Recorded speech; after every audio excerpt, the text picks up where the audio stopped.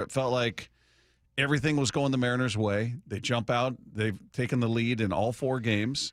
They got out to an early lead here in a stadium that was not full. There were empty seats, and the Tigers were getting nothing done. They were getting nothing done. Bryce Miller looked sharp. He looked good. He was efficient with his pitch count. Mariners had opportunities to really blow it open, and they did not, and I think that certainly comes back to bite them a bit.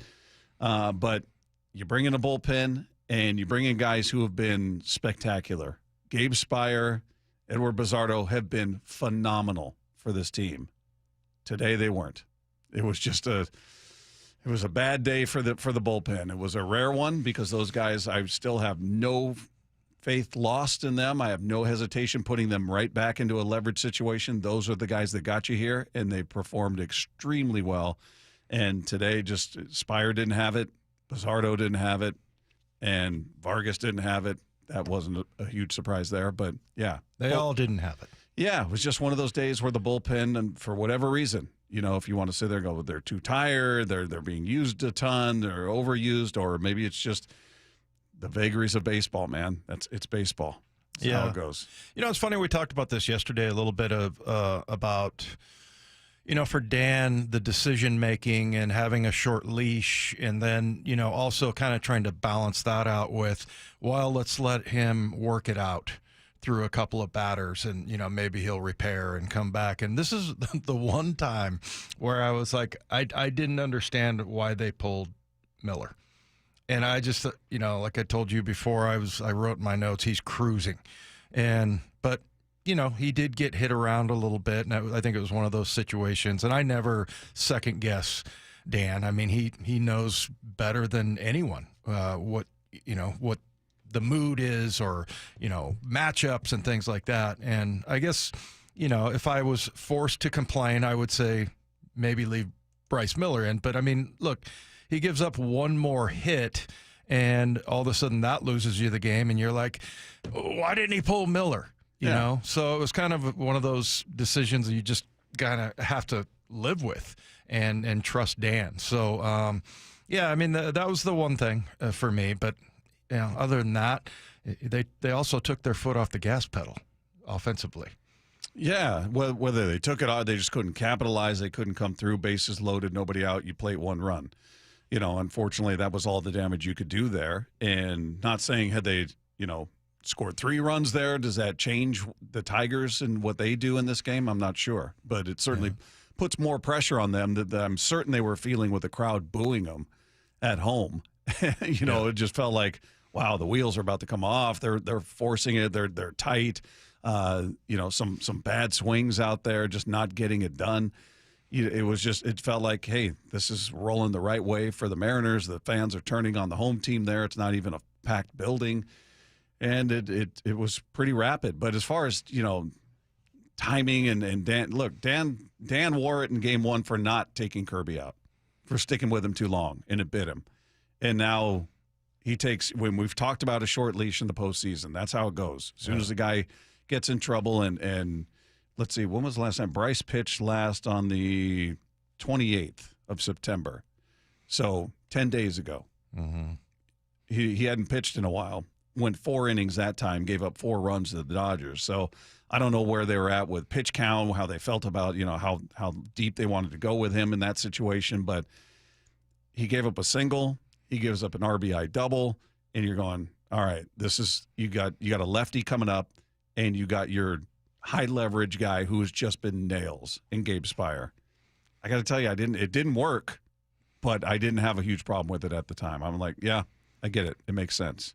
Yeah, there's a few people that are saying, Miller, and, I think that's the kind of knee-jerk reaction. But, look, I don't have total conviction in that. I was just at the time, for me anyway, I was wondering why. But, look, a couple more pitches and, maybe he gets through it or whatever. Who knows? Who knows what would happen? But, they've done a good job. And like you said, I mean, the bullpen has been nails pretty much all year. For the most part, yeah. Well, especially those guys. Spire and Bizzardo have been, I've got no complaints. Yeah. Look, they had a bad day. That's no two ways around it. They were bad today. It didn't work for him for what, and it's bad that it came on the same day. But you bring those guys in, you bring Spire. I mean, AJ Hinch went out of his way to talk about guys they're aware of and they're looking out for when talking about Cal and Julio. He brought up Spire. He's arguably one of the best left-handed relievers in the game. He's incredibly good. He was bad today. It did not work. But when the move was happening, I'm like, yeah, that's the right move. Right. Miller's gave up a couple of base knocks. They drove in a run. They started to develop momentum, bringing the guy to put the fire out, and that's Spire. It just didn't happen. So you can say, oh, I would have left Miller in. Miller goes out there, gives up another hit, gives up a bomb. Then they're going to be, Dan, what are you doing? Why didn't you pull him? He'd given up a single. He'd given up a double. You saw they were squaring him up. Why didn't you pull him? So that's the life of a baseball manager. Yeah. You make any decision, whether it's right or wrong, and it doesn't work out, you're going to go, dumb. I don't know why you did that. Right. So I did have a problem first guessing in game one with the Kirby move. That didn't work. I thought it was a mistake on his part, and I feel like he's kind of learned. We saw when he pulled Luis Castillo after 4 2/3 in that game. Luis was not sharp, but he was grinding. He didn't give up any runs, but he walks 4, and he took him out at the right time. And I thought the same thing with Miller. Hadn't pitched since the 20th of September. He was sharp, but then they were starting to get to him. Right. And it's just not a regular season game where you let a guy work things out, especially a guy who hasn't pitched. And, to your point on Bizzardo, he had not given up an earned run in the playoffs. And then prior to that, he had a 12-game streak without giving up any earned runs. So, like you said, I mean, he had a couple at the end of the year against the Dodgers where he gave up one in, 1 1/3. But, yeah, it's just frustrating that it didn't work out that way. I guess the benefit for Detroit not packing their building is there weren't enough people to boo that you really noticed it, unless you were listening for it. But, yeah, it was ridiculous. Yeah, they don't deserve it. It was odd to see a decisive playoff game, no less.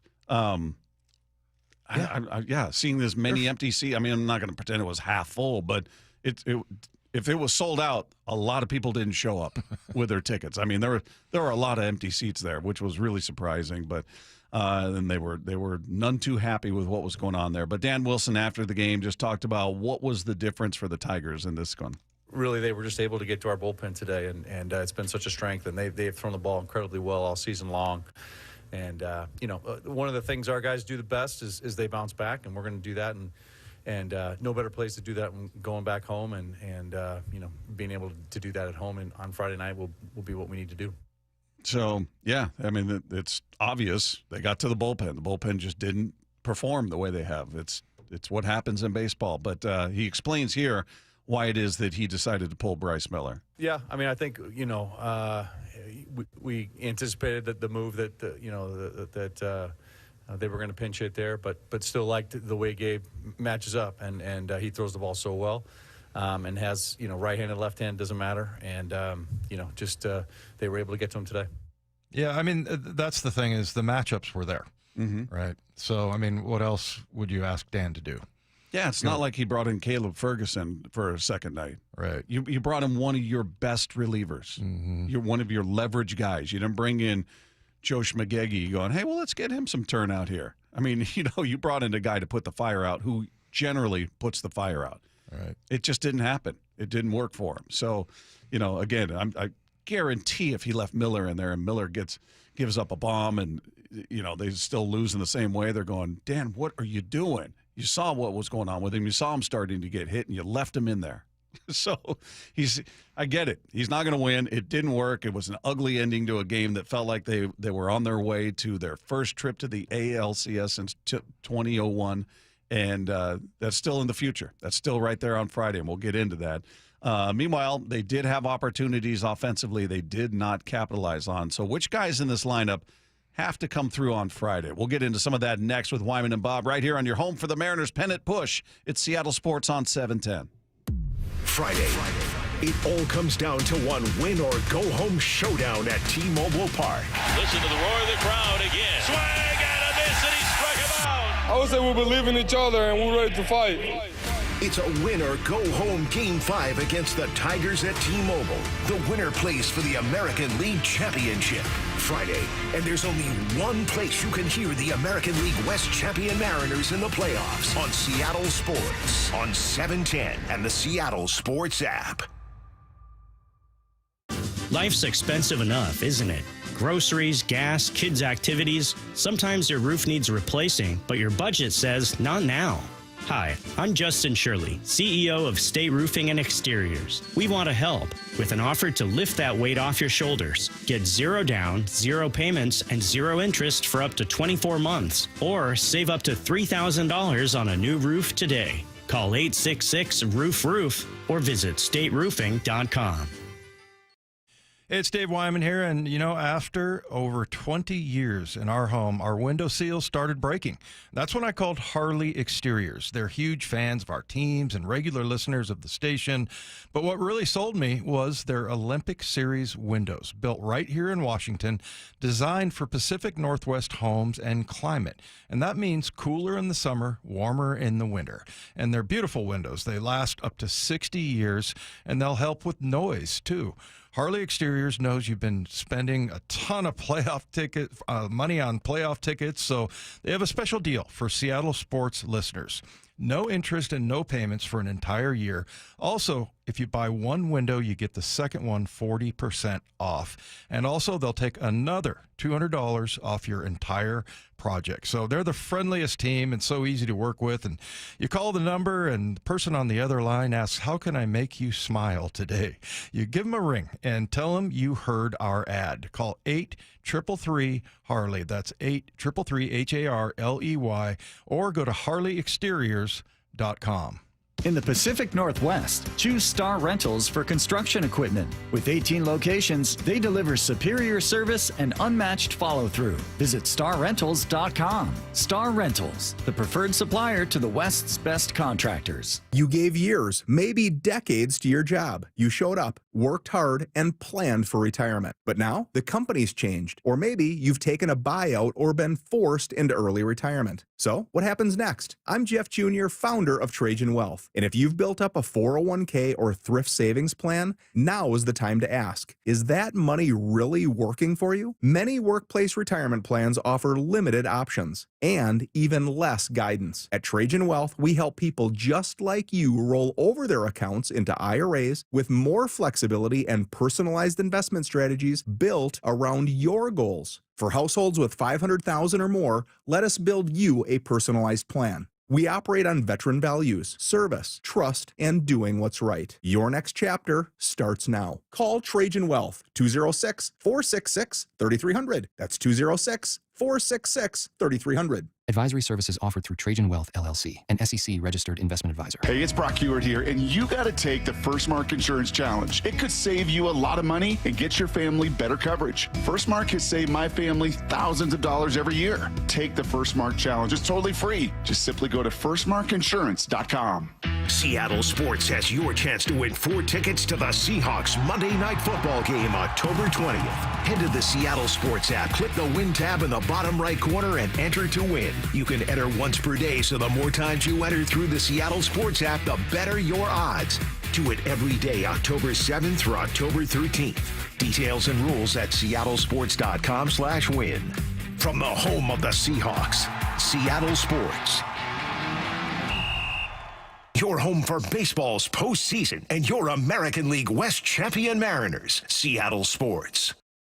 Hey, Brock Hewitt here for my friends at PCF Construction. You know, it was a couple years ago. We were seeking a complete outdoor living space. Molly wanted a new deck. She wanted to really make our outdoor space pop. And boy, am I glad we called PCF. Why? Because whether it's a very specific project or outdoor living, like an underdeck ceiling, deck, patio cover, railings, PCF has you completely covered. You know, Molly's an interior designer. She knows construction. She knows attention to detail. And PCF, they checked every single box along the way. And right now is the time to make the call. Up to $6,000 off your project, plus no payments and no interest until 2027. And you can save an extra $1,500 when you bundle your deck with a patio cover. Find all the offer details, get project ideas, and browse photos at pcfgroup.com or simply call today at 425-629-8476. That's 425-629-8476, pcfgroup.com. Hey, it's Dr. Coogan from Eastside Weight Loss Clinic. We've been fortunate to work with over 4,000 local people and help them hit some pretty amazing weight loss goals. I'm joined by two of them right now, Mike Salk and Ryan Rowland-Smith. Mike, you were able to lose about a pound per day for over a month, 35 pounds in total. Well, as much as I'd love to take all the credit, really, I was just following the plan. Eastside Weight Loss Clinic made it super easy, and there really was no part I struggled with. I was eating delicious, fresh food, all while losing weight. The accountability from your team was great. It just helped me keep the focus. I felt catered to the entire way, and I think Ryan really had a similar experience. No doubt about it. I just finished up the program, and I can't believe how well it worked. I wish I would have started sooner. Talk about motivation. So, thanks for the recommendation. No surgery, no exercise, no packaged meals, no drugs or injections. Just delicious food and a plan that works. Schedule a free 15-minute consultation today at eastsideweightlossclinic.com. Dr. Ryan Coogan, D.C. Results may vary. Wyman and Bob. From the Quantum Fiber Studio. Weekdays 2 to 7. On Seattle Sports and 97.3 FM HD2. Text line is there for you at 866-979-3776. Ross in Mount Lake Terrace said, Bob, Dave, I need therapy. Oh, we all do.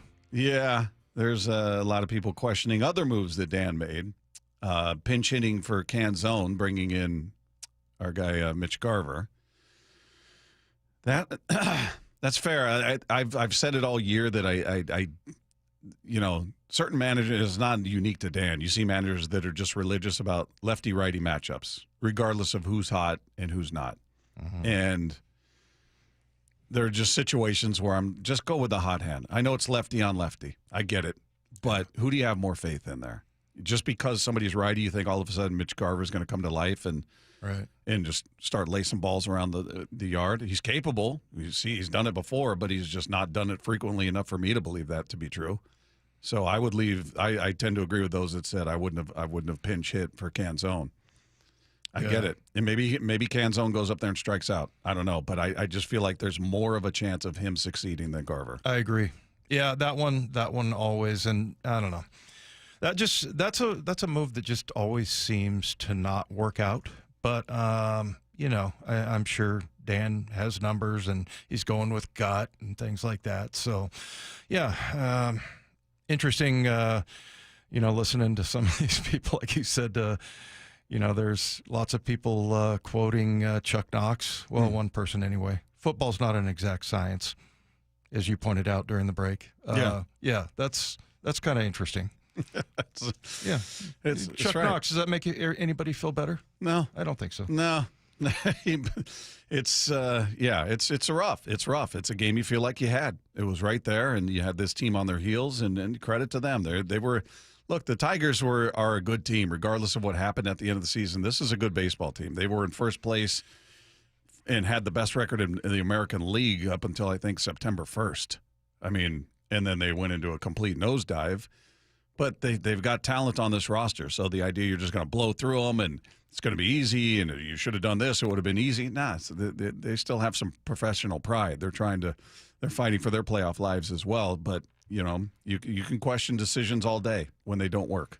Mm-hmm. If Spire comes out there and just locks it down, you're going, good move, Dan.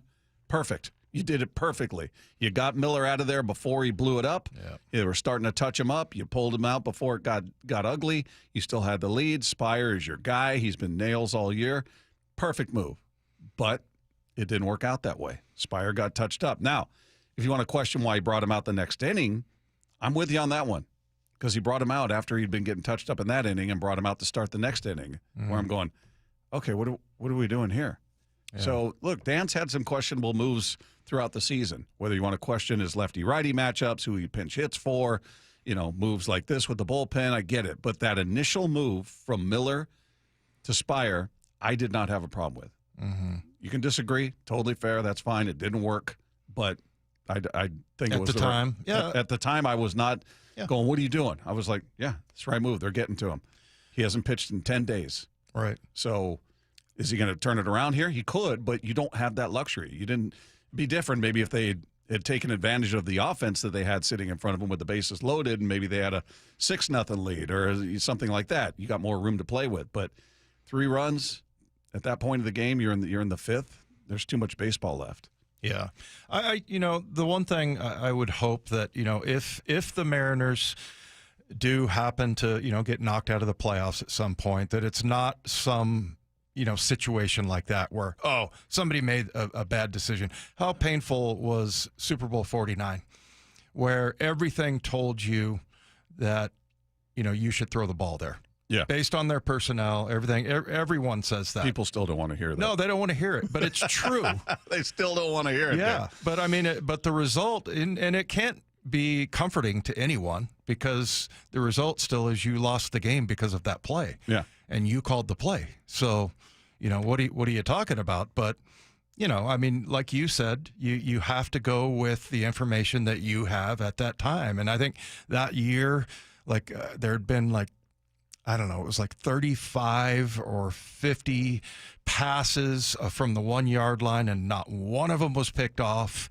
There was all kinds of reasons to support that decision. So I'm just hoping that, it doesn't come down to that at some point. But, that's part of being a fan also. You get to criticize. Well, you get to always be right. That too. Right? You get to look at it after the play's over and go, why'd you do that? Was dumb. Yeah, I could have told you that. Yeah. Well, believe me, I saw a lot of them on social media. Yeah. Idiot. Everybody knew this. Everybody knew that. I'm like, yeah, it's weird. You're not managing anywher. Right. Nobody's tapped into your genius. So yeah, I get it. I get being disappointed. I get questioning it. That's totally fair. There's a ton of people. I don't think people are wrong for saying I would have left Miller in. I'm like, okay. I wouldn't have, but I get why you say that. I understand it. Right. And in hindsight, looking at how it turned out, it's much easier to say now. But in the moment, with what's on the line and where things were score-wise, it's the right move. Didn't work, though. Spire wasn't good. Wasn't good. And it's been, I don't know the last time we said that. He's been amazing. And so is Bizzardo. So, but the other part of it is the offense, the opportunities they didn't take advantage of. And you look at the lineup, part of the silver lining to this day for me is looking at some of the other guys chipping in, right? The first 2 games, it was all Cal, Julio with a home run in game run, the game-winning RBI in game 2, Polanco coming up with the home runs, and we were waiting I kept pointing at Gino. Gino's got to get it going. Yeah. He hit a home run last night. Huge to see that. And I think that made him 1 for 13 in the playoffs. Yeah, that was his first hit. Yeah. So he came up with a hit last night, came up with a hit today. So it's baby steps, but he's got hits in back-to-back games. That home run was huge. Naylor did not have a hit before today. If anything, you could have looked at his presence as almost a negative because he had no hits and he booted that ball, that costly error. So you're looking at his presence being, well, man, he's done nothing. I love the guy. This is not to rip him. Yeah, love him. He comes up big today. 3 for 4. He's out there on the base paths, being a pest, being a problem. Signaling, positioning to the hitter up there, Mitch Garver. He made a great double play. Yeah, he was great today. He's just dialed in and just such a smart baseball player. Yeah, Canzone comes through with a hit and the RBI early in the game. Rosarena had 1 hit. I'd really like to see him get going because he just hasn't really had much of an impact. Took a really bad route on a ball. Really bad route on a ball today, man. He just... And it's also like I feel like sometimes with him, maybe it's just because he makes running hard look casual. But yeah, there's sometimes I'm like, hurry up. Yeah, you want more urgency. Yeah. He took a really bad route on a double, and look, defense is not his strength. It's not what you have him for. He's serviceable. He's the weakest of the 3 outfielders, and it's not close. So, but he's going to rip the ball. You hope.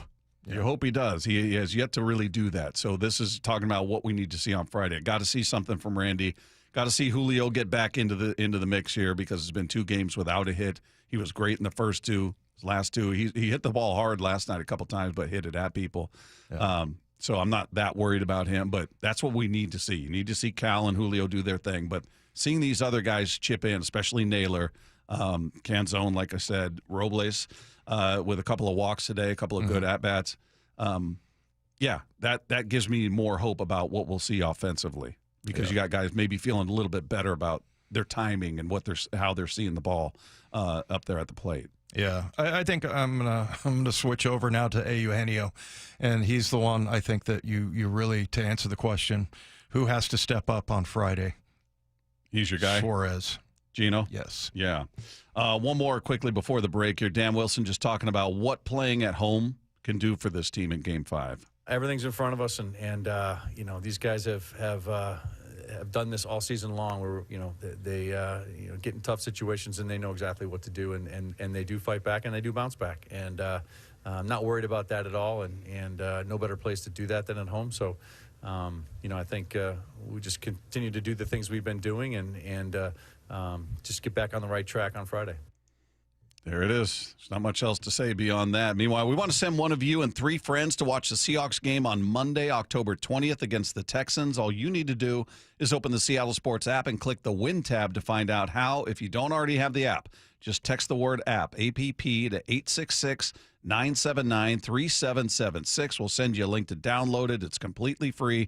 You can enter every day to increase your chances to win. The contest runs through Monday, October 13th. Meanwhile, we'll get his thoughts on this Mariners-Tigers series, get his thoughts on what's going on between the Phillies and the Dodgers, everything going on in the world of sports with El Hombre. Michael Bradley joining us next year with Wyman and Bob on your home for the AL West champion Seattle Mariners at Seattle Sports on 710.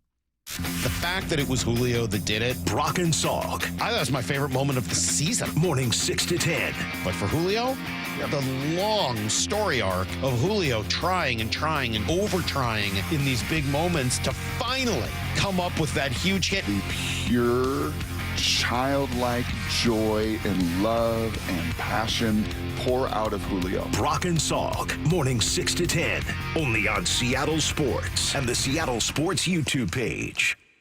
The riding weather is hanging on. It's still lingering around for a bit, trying to get on the bike as much as possible, like a lot of you are.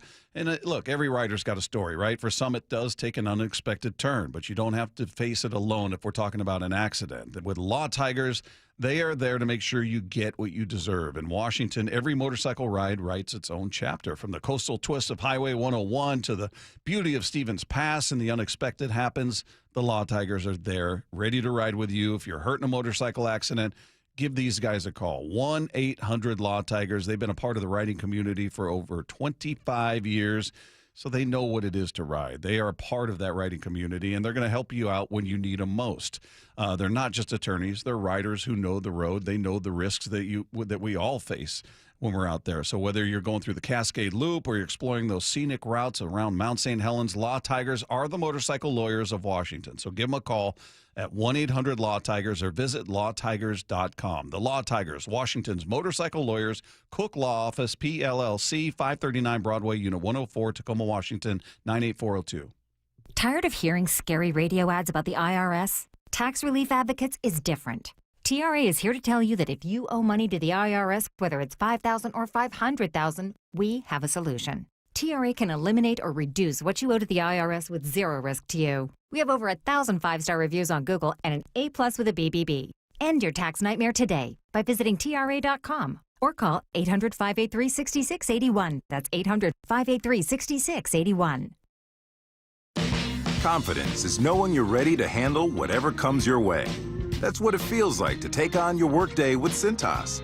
They make sure your AEDs are up to date, your fire extinguishers are tested and inspected, your floor mats are cleaned and delivered, and your workwear looks good, feels good, and is freshly laundered with the Cintas Apparel Plus program. So are you ready to take on today? Visit Cintas.com. Oh, I'm ready! And get ready for the workday. Makita knows that pros never settle, and neither do we. With Makita, you get tools that perform at the highest level on every job without compromise. Makita is for the most detailed pros, expertly engineered to deliver precision, job after job. When your work calls for the best, call on Makita. Makita, built to be the best. Available at the Home Depot. Tired of hearing scary radio ads about the IRS? Tax Relief Advocates is different. TRA is here to tell you that if you owe money to the IRS, whether it's $5,000 or $500,000, we have a solution. TRA can eliminate or reduce what you owe to the IRS with zero risk to you. We have over 1,000 5-star reviews on Google and an A+ with a BBB. End your tax nightmare today by visiting TRA.com or call 800-583-6681. That's 800-583-6681. Do you need a new roof? Then visit 3treeroofing.com to get $500 off your roofing project by scheduling a free estimate. 3Tree Roofing's certified team builds a custom plan for your home using top-tier materials with industry-leading warranties. All of their install crews are factory certified to ensure that your roof can handle any weather Seattle can throw our way. Don't wait until leaks turn into expensive damage this rainy season. Visit 3treeroofing.com to schedule your free estimate today and secure your $500 discount. 3Tree Roofing, your Puget Sound roofing experts. Well, I'm here with my good buddy, Dr. Dan Nelson from Eastside Pain and Regenerative Medicine. And you've heard from Dr. Dan's patients over the years how a simple stem cell procedure has successfully conquered their pain. Well, folks, now it's my turn. After years of dealing with knee pain from all the football abuse, I can say my knee pain now is almost 100% gone. How'd you do it, Dr. Dan? Well, Brock, personally, I'm very happy that you did so well. And your story is like so many of our other patients who come in, former athletes and non-athletes as well, who have come in with chronic knee pain, and they are looking for alternatives besides knee replacement surgery. And we're happy to provide this service. It's been truly a game changer for so many folks. It's just been a pleasure to be part of this. Consider Dr. Nelson, the only doctor with over 30 years of experience in pain medicine techniques, including stem cell therapy. I was in and out with a couple of follow-ups. It's a non-surgical solution to pain using your own stem cells. Consider stem cell therapy with Dr. Daniel Nelson, MD at 425-823-4000 or visit danielnelsonmd.com. That's danielnelsonmd.com. When it comes to the security of your business, doubts can creep in about who you're trusting to protect it. Are they a reliable service? How will I know if something happens? Are they keeping everyone safe? At Bay Alarm, we got you. For nearly 80 years, we've been putting our customers' minds at ease with our advanced technology and personalized support. Feeling insecure about your current security service? Visit bayalarm.com today to talk to a local security expert. Baseball's postseason is here. Julio's lets out a yell, and so does everyone in this building. Seattle sports playoff coverage is presented by Honey Bucket, 710 KIRO AM Seattle and KIRO FM HD2 Tacoma. Seattle Sports Snapshot. Well, the Mariners had a 3-0 lead and a chance to lock up their spot in the ALCS. The bullpen comes in and it all goes the wrong direction. Tigers end up winning 9-3 to even that series at 2 games apiece. Game 5 Friday right here at T-Mobile Park. Meanwhile, game's going on right now. Cubs up 4-3 on the Brewers in Chicago. That one in the top of the 8th. The Brewers with a 2-0 lead, so the Cubs playing for their playoff lives in this one. Yankees and the Blue Jays now knotted up at 1 apiece. That game in the bottom of the 3rd in New York. That series is with Toronto with a 2-1 lead, looking to close this one out. Still to come, Dodgers with a 2-0 lead on the Philadelphia Phillies. They are in L.A. for Game 3, coming your way in just about an hour. Snapshot, brought to you by Miller Lite. When it's game time, it's Miller time. Yeah, you know what you can get me, Pee-wee? What? El Hombre. That was a catastrophe. I know. That's a new low. Roz is better. El Hombre. The natural meets Rudy meets... I don't even know how to describe it. El Hombre. He's here, everybody. It's the voice you look to when you're in pain. He's very soothing. He's very calm. He's very upbeat and positive. Wait, who are we talking to?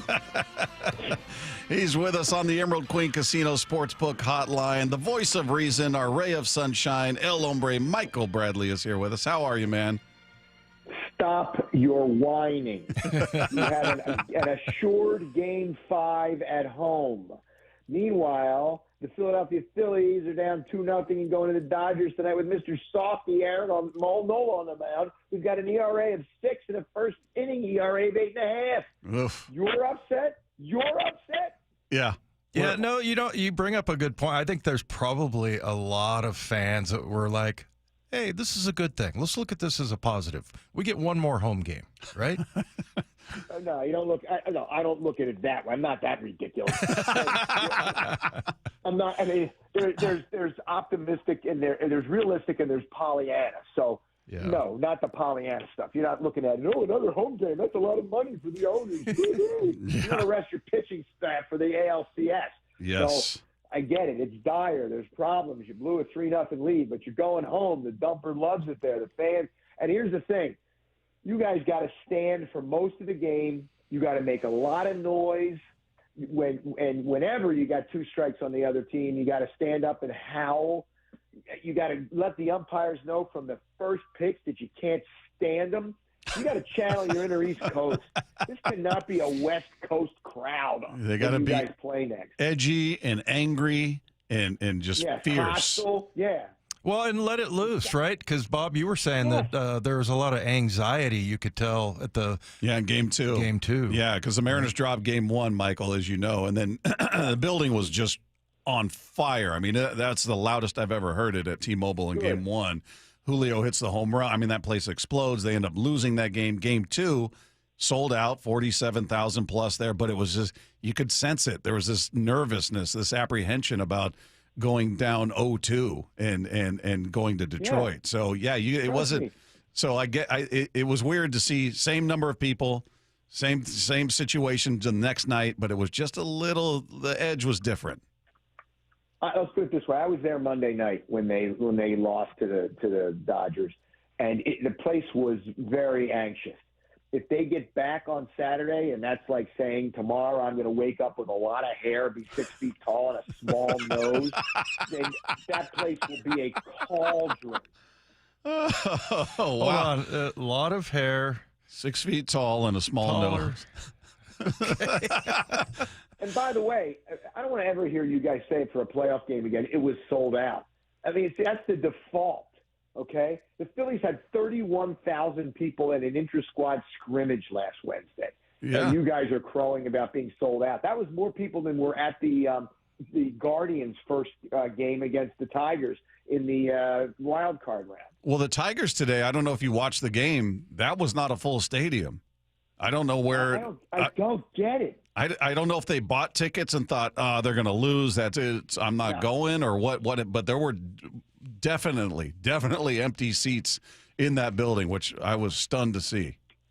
By the way, the tickets ain't cheap, okay? Yeah. So if you bought the tickets, there's no way that you're not going to the game unless you're like independently wealthy. And we're talking about Detroit. So let's wave that one out of there. Well, did you get a chance to watch the game today, or were you? I assume you were working.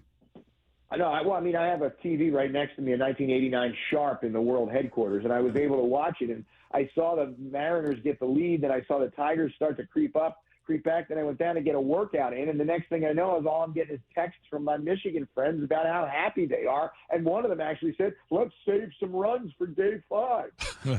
Well, the reason I ask is because there's, in situations like this, there's always controversy with the decisions made by the manager about leaving a guy in too long, taking him out too early. Bryce Miller was pitching today, and he was rolling. He hadn't pitched in 10 days, hadn't pitched since the 28th of September. He was rolling, but they started to get to him in the 5th, gave up a single, then gives up a hard double, scores a run. So Dan, who got ripped for not pulling out his pitcher quick enough in Game 1, goes and pulls him out and brings in a lefty in Gabe Spire, who's been nails. This guy has been great against righties and lefties. I had zero problem with the move. I thought it was the right time. Yeah. Problem is, it was a rare, really bad day for Gabe Spire. It didn't work, but to me, I looked at it as the right call. I don't know if you were watching at that time, but if you were. I was. Here's the way I looked at it. Game 4, playoffs, guy gives up 2 hits, as you said, including a hard double and scores a run. And you've got a guy in the bullpen that has been pitching so well, put the fire out, keep the lead, let's go. At some point, we can whine about the manager all the time, and believe me, in Philadelphia right now, they are replaying all sorts of stuff about the manager's decisions in games 1 and 2. But when your top of your order doesn't get the job done, like the Phillies, or an excellent bullpen guy finally picks the worst time to go, pitch batting practice, that's the players. Hey, speaking of that, What's we were just talking about, that's part of being a fan. They should have done this, they should have done that. What's the biggest or most memorable they should have done this or that you can remember? Because I brought up Super Bowl 49. They throw the ball instead of running it from the 1 yard line. It gets picked off. We lose the Super Bowl. What do you remember where it was the biggest or most memorable moment like that? I was there. It was 1978. Or 1977. Excuse me. Friday, Phillies Dodgers, Black Friday in Philadelphia. Bert Hooton started the game and was so bad that the Phillies fans were screaming at him so much he went completely into a puddle and they had to be taken out like the second or third inning. My mom wrote me a note to get me out of school early to go to the game. God bless her. I was 15, right? I'm getting out of high school early to go to the Phillies game. The Phillies have a lead in the ninth, and they leave Greg Luzinski in, who was the fielding equivalent of the statues in Monument Park in Yankee Stadium.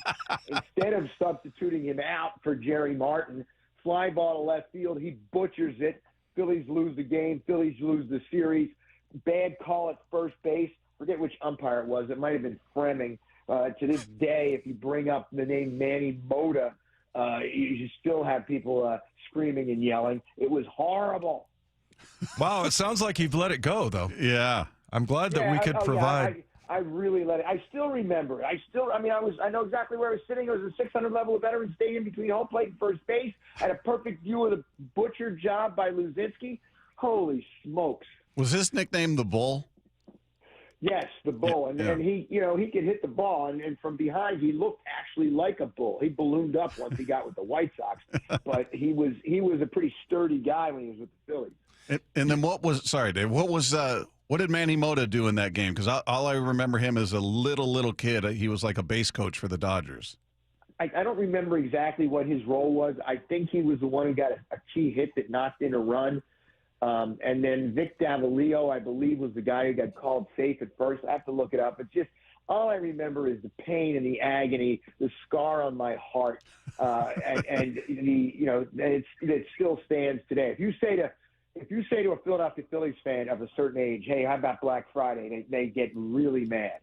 Yeah. Well, I think it's going to be that way here in Seattle. And I remember going down. Over. What's that? It's not over. Yeah. No, I'm talking about the Super Bowl 49 thing. Okay. Yeah, sorry. Because I have very vivid memories of that too. I was headed down to the field, and when the interception happened, I was in one of the tunnels that go out into the stadium, and there was this gal in a Patriot jersey jumping up and down and raising her arms, and she had her mouth open, but there was no screaming coming out of it. Mm-hmm. And then she was she bumped into me, and for a second I thought I would, maybe push her away from me or whatever. But yeah, I remember that so vividly. I can see her face. I mean, that's the amazing thing about sports, right? I don't think anybody in Seattle is ever gonna let Super Bowl 49 go. No, and you can't. I mean, that's the thing. Those things stay with you. I mean, last game in the vet, the Tampa Bay Buccaneers come to play the Eagles in the playoffs.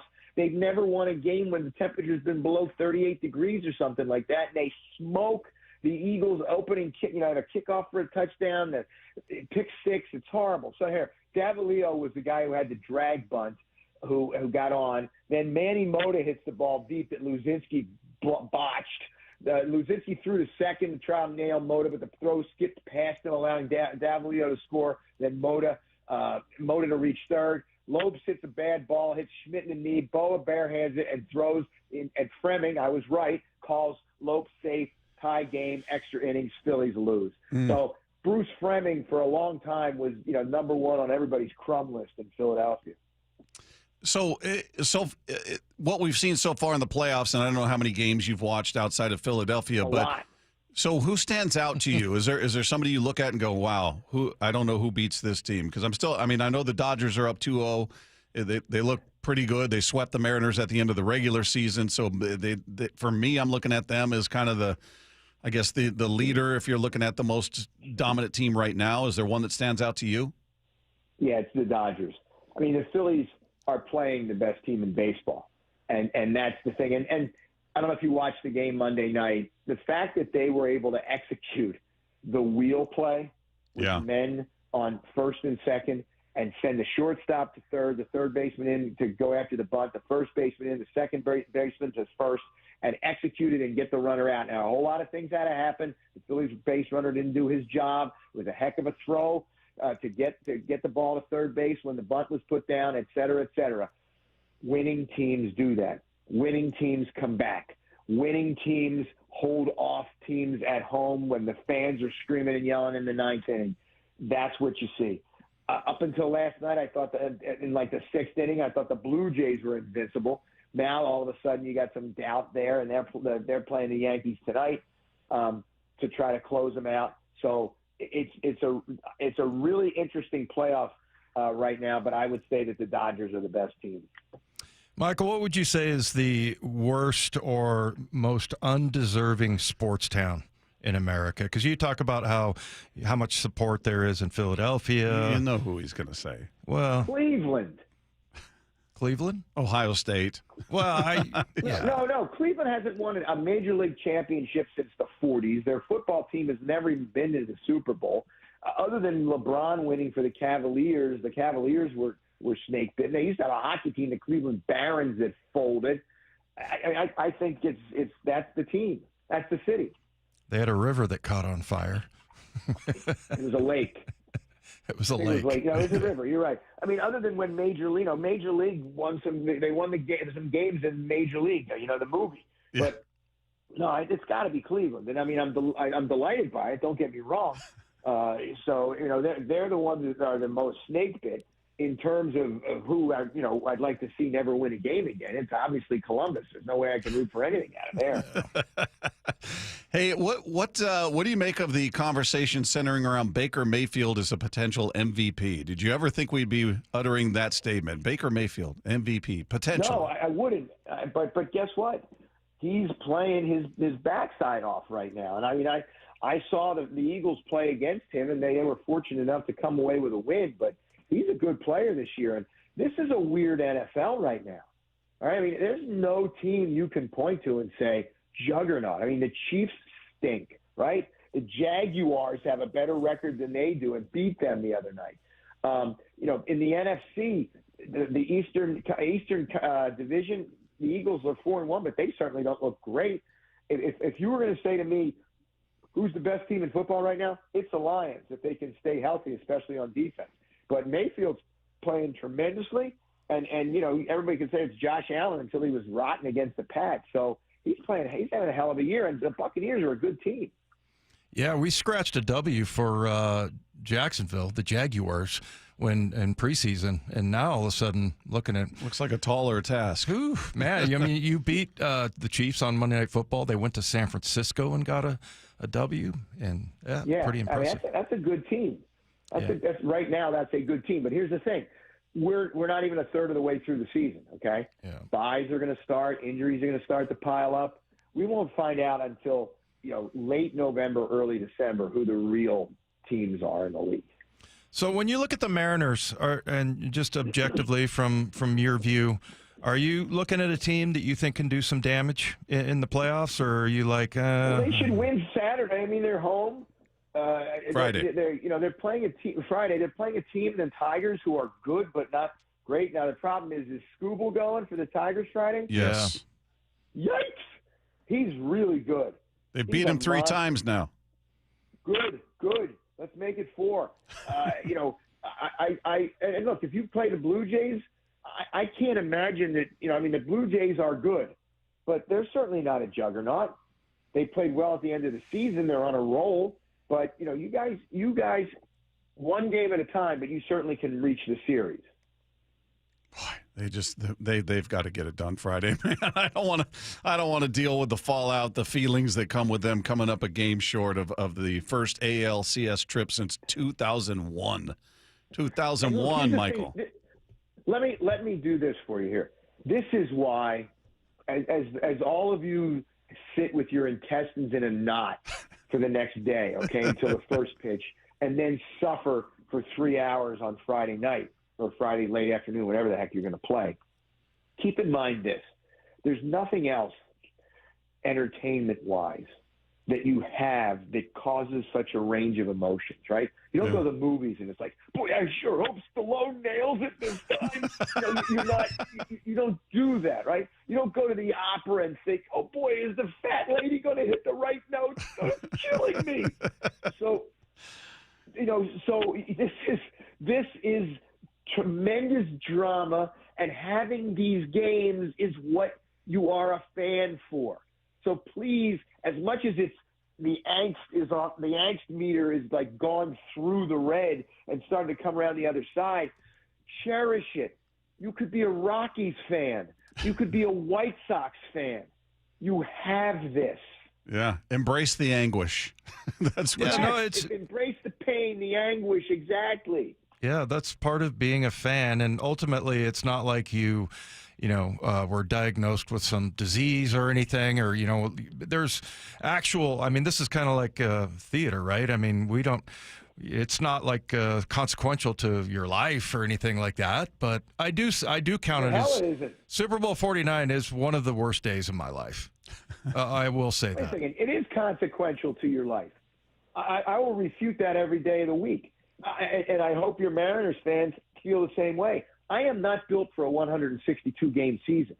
I get too low when they lose, and I get too high when they win. Every day brings the opportunity for my emotions to be taken out like a speed bag and beaten to death. So, you want this. You want to have this feeling. You want to have this as part of your life. I'm a grouchy guy when the Phillies lose. And if they lose tonight, I got to go teach 2 classes tomorrow, and I got to make sure that I'm not angry with the students. I'm not kidding. I hope you're not grading papers. I am. Everybody fails. Everybody fails. Yeah, I mean, it's like, hey, Professor Bradley, how you doing? How am I doing? The Phillies lost. I stayed up too late. I'm grouchy. I got, this and that. What do you think I'm doing? Just handing out D pluses. Damn right, baby. You get one. You get a D plus. You get a D plus. Everybody gets a D plus. Exactly. Yeah, I was railing about this earlier when the Mariners lost Game 1, and you get on social media and everybody's like, "I knew it. Typical Mariners. They're no good. Told you." And the eagerness for people to be right as opposed to their team winning is weird to me. I will be wrong every single day if it means my team succeeds. Happy to wear it. Yeah, I'm with you. I mean, look, I am pessimistic about Philadelphia teams. I've been following them since 1968. I have no shot of ever being somebody that can be optimistic about them. It's just I've been wounded too many times. But at the same time, I would much rather – somebody says to me, how the Phillies going to do tonight? They're going to get hammered. I believe. I think they're going to have 8-1. It's like a fat dude off the high board. It's over. They're going fast, and it's going to be a big, ugly splash.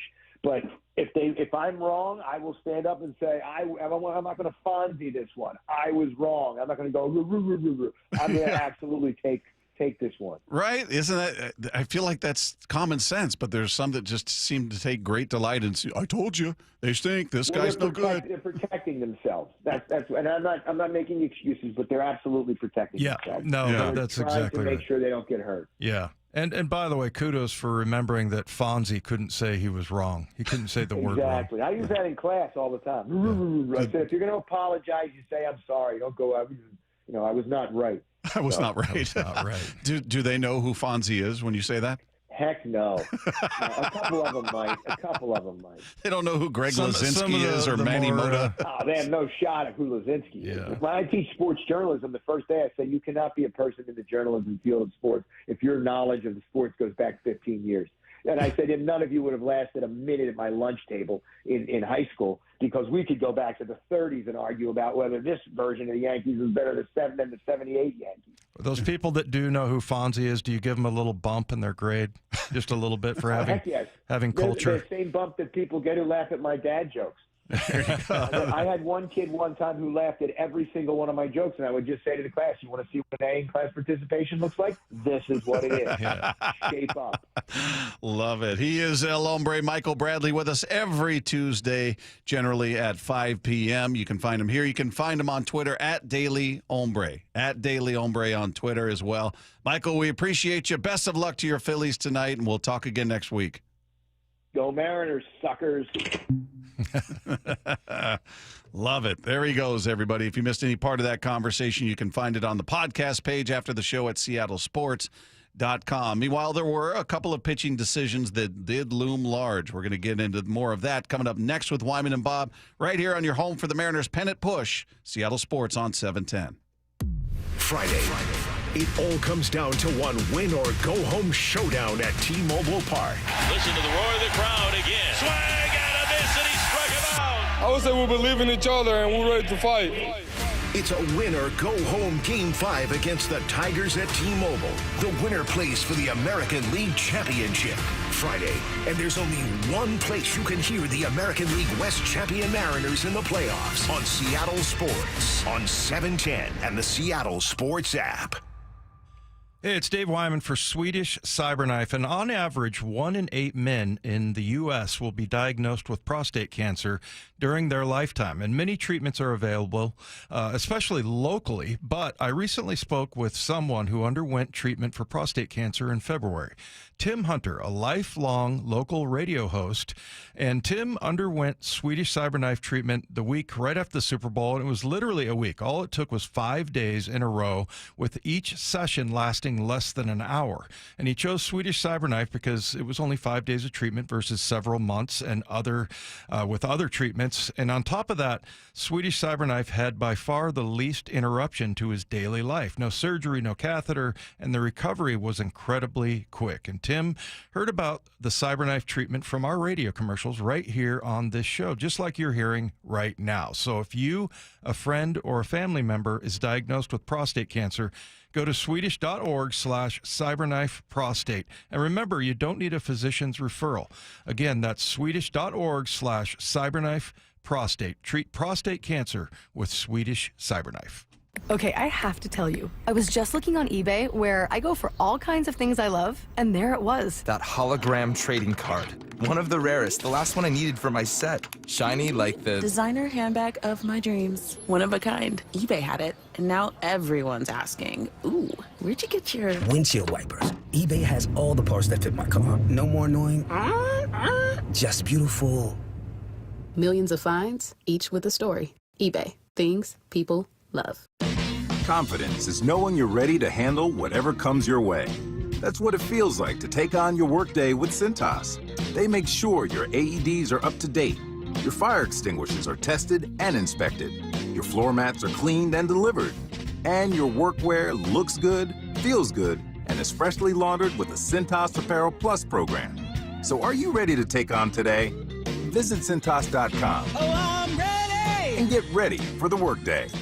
Hey, Brock Ewart here. For my friends at PCF Construction, it was a couple years ago. We were seeking a complete outdoor living space. Molly wanted a new deck. She wanted to really make our outdoor space pop, and boy, am I glad we called PCF. Why? Because whether it's a very specific project or outdoor living, like an underdeck ceiling, deck, patio cover, railings, PCF has you completely covered. You know, Molly's an interior designer. She knows construction. She knows attention to detail. And PCF, they checked every single box along the way. And right now is the time to make the call. Up to $6,000 off your project, plus no payments and no interest until 2027. And you can save an extra $1,500 when you bundle your deck with a patio cover. Find all the offer details, get project ideas, and browse photos at pcfgroup.com or simply call today at 425-629-8476. That's 425-629-8476, PCFgroup.com. Stacy here. Sell your car to Wayscar Ford, and when they resell it, they share half their profit with you. That's right. Sell your car to Wayscar Ford, Isuzu, and Auburn. They'll pay you today for your car, and once they resell it, they'll share half their profit with you. WayscarFord.com. What is that sound? Ugh, that sounds like a plumbing sound. Luckily, there's a company that fixes all the plumbing sounds across Puget Sound. That's All Sound Plumbing. Puget Sound's plumbing experts. Have a sound? Visit allsoundplumbing.com. The home of your American League West champion Mariners, Seattle Sports. Well, I'm here with my good buddy, Dr. Dan Nelson from Eastside Pain and Regenerative Medicine. And you've heard from Dr. Dan's patients over the years how a simple stem cell procedure has successfully conquered their pain. Well, folks, now it's my turn. After years of dealing with knee pain from all the football abuse, I can say my knee pain now is almost 100% gone. How'd you do it, Dr. Dan? Well, Brock, personally, I'm very happy that you did so well. And your story is like so many of our other patients who come in, former athletes and non-athletes as well, who have come in with chronic knee pain, and they are looking for alternatives besides knee replacement surgery. And we're happy to provide this service. It's been truly a game changer for so many folks. It's just been a pleasure to be part of this. Consider Dr. Nelson, the only doctor with over 30 years of experience in pain medicine techniques, including stem cell therapy. I was in and out with a couple of follow-ups. It's a non-surgical solution to pain using your own stem cells. Consider stem cell therapy with Dr. Daniel Nelson, MD at 425-823-4000 or visit danielnelsonmd.com. That's danielnelsonmd.com. The stock market's on fire. AI stocks are performing at all-time levels. We hope you, like many of our investors, have taken advantage of it. A famous man once said, buy low, sell high. There's also $8 trillion of cash sitting on the sidelines. Investors are either scared or they don't know where to go. Hi, I'm Scott Rureka, CEO of Legacy Group Capital in Bellevue. Legacy Group Capital develops local real estate, lends money, and shares profit with our investors. We've been doing it for 19 years, averaging double-digit returns with zero investor losses. Diversify with Legacy Group Capital and invest in our family of funds. From a 3-year investment with double-digit returns to only a 90-day commitment returning 7%. We also accept IRAs. Find out why 1,300 local investors have invested over $350 million. Legacy Group Capital at legacyg.com. This is not investment advice. Investments available to accredited investors only. Details at legacyg.com. From the Quantum Fiber Studio, you're listening to Wyman and Bob. Weekdays 2 to 7 on Seattle Sports and 97.3 FM HD2. Our thanks once again to El Hombre, Michael Bradley, who joined us in the previous segment. If you guys are just tuning in to miss that conversation, you can find it on the podcast page after the show at seattlesports.com. Meanwhile, a lot of hand-wringing going over the decision-making of Dan Wilson. And it's not new. We've seen it throughout the season. I think very often it's been warranted. I've been a part of it. I was a part of it in game one. This one, I'm not there with him. At least not on the move to pull Miller and bring in Spire. I think it was the right move. I think he got burned in game one by waiting too long with Kirby. Gives up the home run to Carpenter. Second game, he was much more diligent about it with Luis Castillo, as we talked about, who was not giving up hits or runs, but wasn't, pitch count was over 50 for the first 2 innings. He walked 4. It was just, he wasn't sharp, but they were holding it together, and he got him out at the right time. Excuse me. And then Logan, by the way, we didn't even mention Logan Gilbert was fantastic. Wasn't he? Last time, I just was looking at my notes going, okay, does anybody want to get cheered up? Yeah, Because he was incredible. A dude out there. He was phenomenal and gave them exactly what they needed. And the bullpen came in and gave them exactly what they needed, except Caleb Ferguson, who turned a 7-run lead into a nail-biter. Yeah. But right. removing that part of it, it was perfect. Logan, 7 strikeouts, 0 walks. He had a hit by pitch, and then the only reason there was a run hits. scored was because of a bad throw by JP. Yeah, that's right. So yeah, I mean it was phenomenal. Yeah, he was outstanding in that game. So, but today's decision to pull Miller, I thought, look, he gave up a single, gave up a hard double, scores a run. It's now 3-1 in that setting. He had 1 out and. You had a lefty coming up, and I know they're going to pinch hit for him, but you got Spire, who's good against both. He's not just a lefty-on-lefty guy. He's good against righty and lefty, and he has been nails for this team. It didn't work. Yeah. It didn't work for him. But at the time, I was right there going, yep, I like that move. Yeah. Yeah. I mean, and as long as, you wear it and like, okay, I thought this or whatever, and, sometimes you're wrong, but the other thing, I wonder if people would feel better if you knew that maybe Cal's part of the equation. Maybe it's like in a league of their own where Cal's like, yeah, He's throwing grapefruits up there. Yeah, I think when Dan comes out, his decision's made.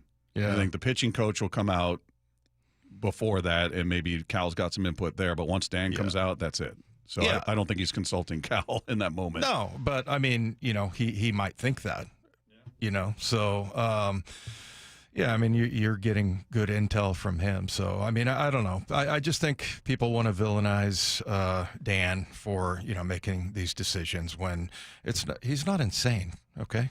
I think a lot of people think that way. Like, what was he thinking? That's just dumb. Like, no, it's a well-informed decision. It's just different from what, you think should happen. Yeah, because it didn't work. Well, and that's right. You wait until afterwards. Yeah. So So if you're going to do that, like, let's write it down somewhere. Like, I didn't like this decision, and then wear it if you're wrong. Yeah, I totally with you. I didn't have a problem with it. It went the wrong way, and it went the wrong way with Bizzardo. I do have somebody else brought up, well, why did he bring him out the following inning? That's a fair question, because he was not sharp, and he did get touched up. And you brought him out to start the next inning. I didn't get that. That's one I think is fair to question. I didn't love him pinch hitting Canzone. I get it. Lefty on lefty. I understand. You're going to bring in Garver. Garver's done little to nothing for you, right? That's how it's gone. And this is not to dogpile on him. We all know it's just not been a fit here. He just has not worked. I don't know where his confidence level is in these situations, these leverage situations, but I'd rather just take my chances with lefty on lefty and Canzone, who's been hot since he got called back up from AAA Tacoma. Doesn't mean he's going to succeed. He may very well go up there, pop up, strike out, ground out, whatever. I just, like we talked about earlier, Dave, I've just got more faith that something good will happen with him versus Garver. Garver's capable, but it just doesn't happen very often, and it hasn't happened. So that makes me nuts. I agree with you on that, on Garver. It's just, and it's not like I have anything out for him. I want him to have success, but it just doesn't seem I think he's batting 207. So, I don't, that's one where, and it's nothing personal, certainly. No, so it's who he's been, unfortunately. Yeah. So, and I get the logic, and it's old. That's old school baseball. Hey, lefty on the hill, bring in the righty. Yeah. Righty on the hill, bring in the lefty. I get it, but and even if you look at split, I mean, Canzone's hit better against lefties than he has. Certainly, does he crush them? No, but does Garver crush either side? No. So, I would just take somebody who goes up there with a little bit more confidence versus the guy who's just the handedness fits your game plan. Yeah, that was Brad Pitt playing Billy Bean in Moneyball. I don't care about lefty righty.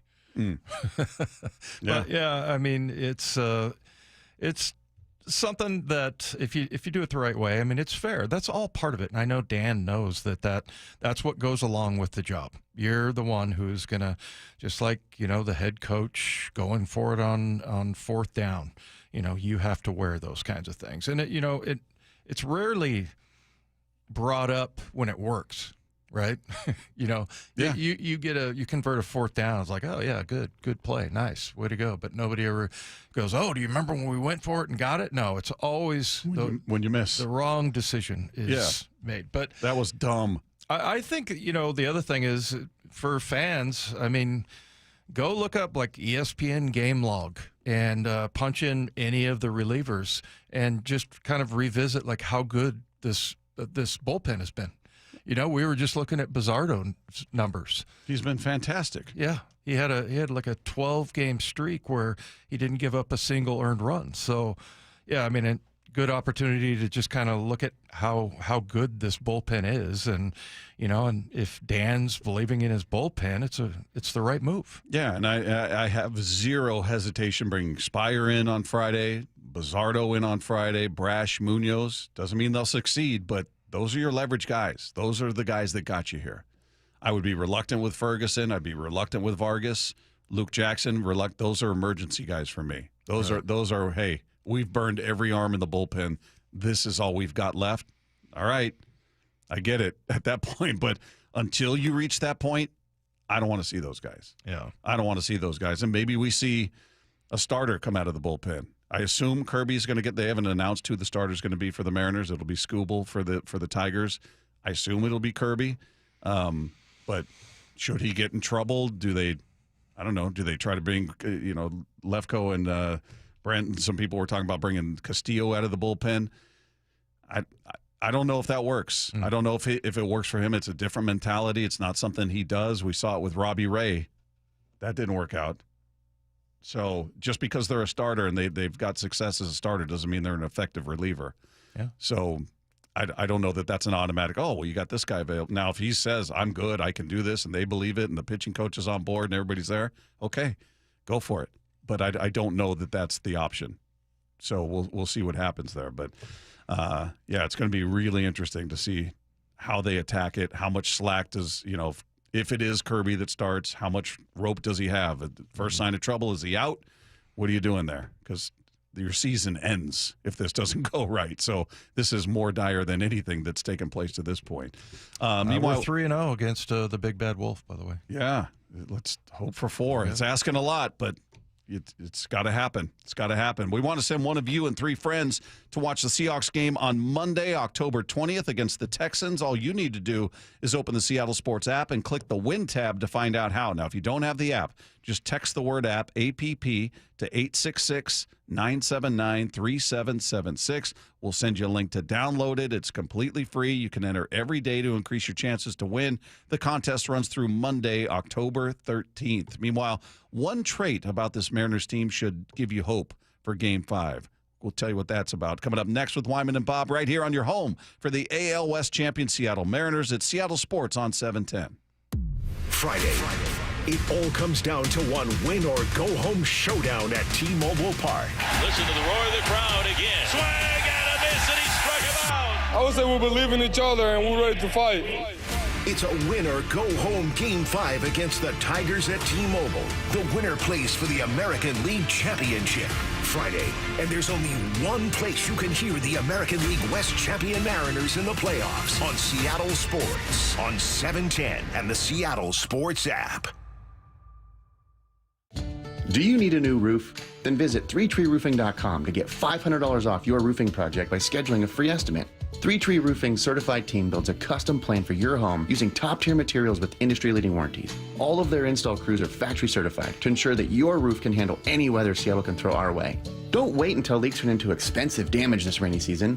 Visit 3treeroofing.com to schedule your free estimate today and secure your $500 discount. 3Tree Roofing, your Puget Sound roofing experts. Lowe's knows pros want more. Join My Lowe's Pro Rewards for free to get $20 off your first qualifying purchase of $100 or more just for signing up. Plus, enjoy free standard shipping and more ways to save on your next job. Lowe's, we help, you save. Offer valid for new members only. Not valid with any other discount. Free standard shipping not available in Alaska and Hawaii. Exclusions and more terms apply. Loyalty program subject to terms and conditions. Visit Lowe's.com/pro-loyalty for details. Subject to change. Why is Mazda of Everett the #1 dealer on the West Coast? Mazda of Everett is locally owned and operated for 20 years. They work hard to get you their best deal every time and to make sure you drive away happy. With over 700 new Mazdas, they stock more than anyone in the Seattle area. Find out for yourself why people keep coming back to Mazda of Everett. Take advantage of the Mazda of Everett price during the More to Move You sales event. MazdaofEverett.com. Claims based on Mazda USA inventory and sales reports. Free consultations, no fee guarantees, 5-star reviews. J.P. Pendergast with Pendergast Law explains the importance of going beyond these familiar offerings. Accident victims want an attorney, Tom, that satisfies their needs. Someone who handles those needs with the highest degree of care. Pendergast Law offers the no-fee guarantees and free consultations, but these only scratch the surface. Okay, explain more. We make sure that every member of our team is genuinely passionate about helping others.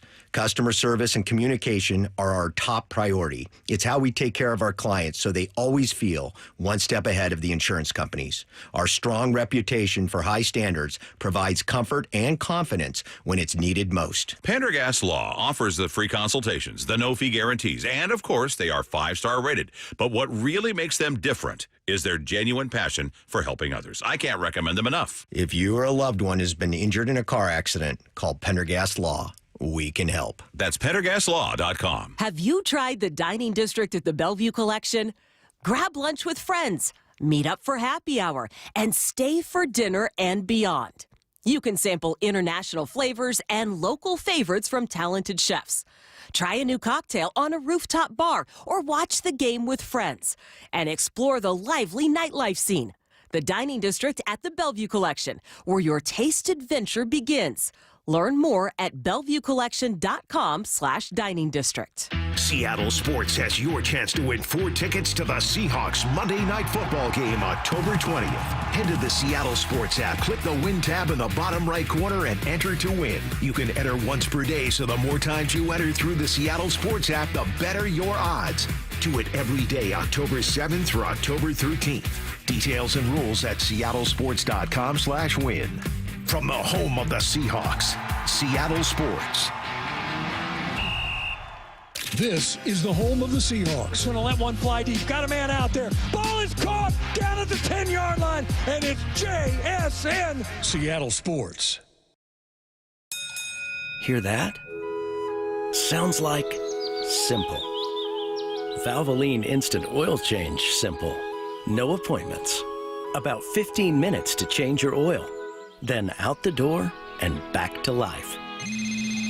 Yeah, honey, on my way. Valvoline Instant Oil Change. Expert service doesn't need to be overcomplicated.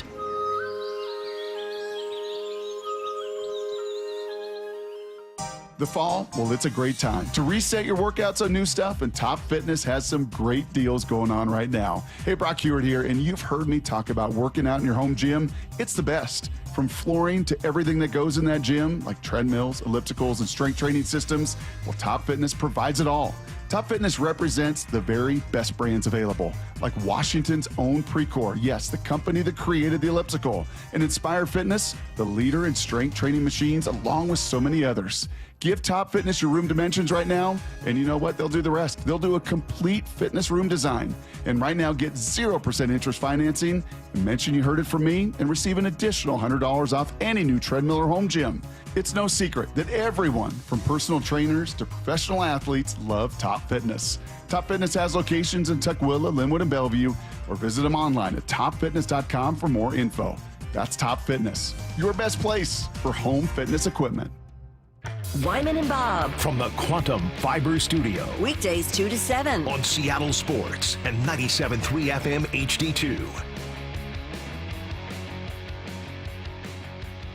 Toronto's up 2-1 on the Yankees right now, top of the 6th. So if the Yankees win, the Mariners play at, 108? No, 140. It's 140. A little later. 140 on Friday. And if the Yankees lose, the Mariners will play at 508. Yeah. It's always about the Yankees. I'm trying to think where I'm going to be on a plane to Jacksonville. Oh, right. Would you rather watch a Mariner playoff game, the deciding game, or sit on a plane that's headed to Jacksonville, Florida? Is that a real question?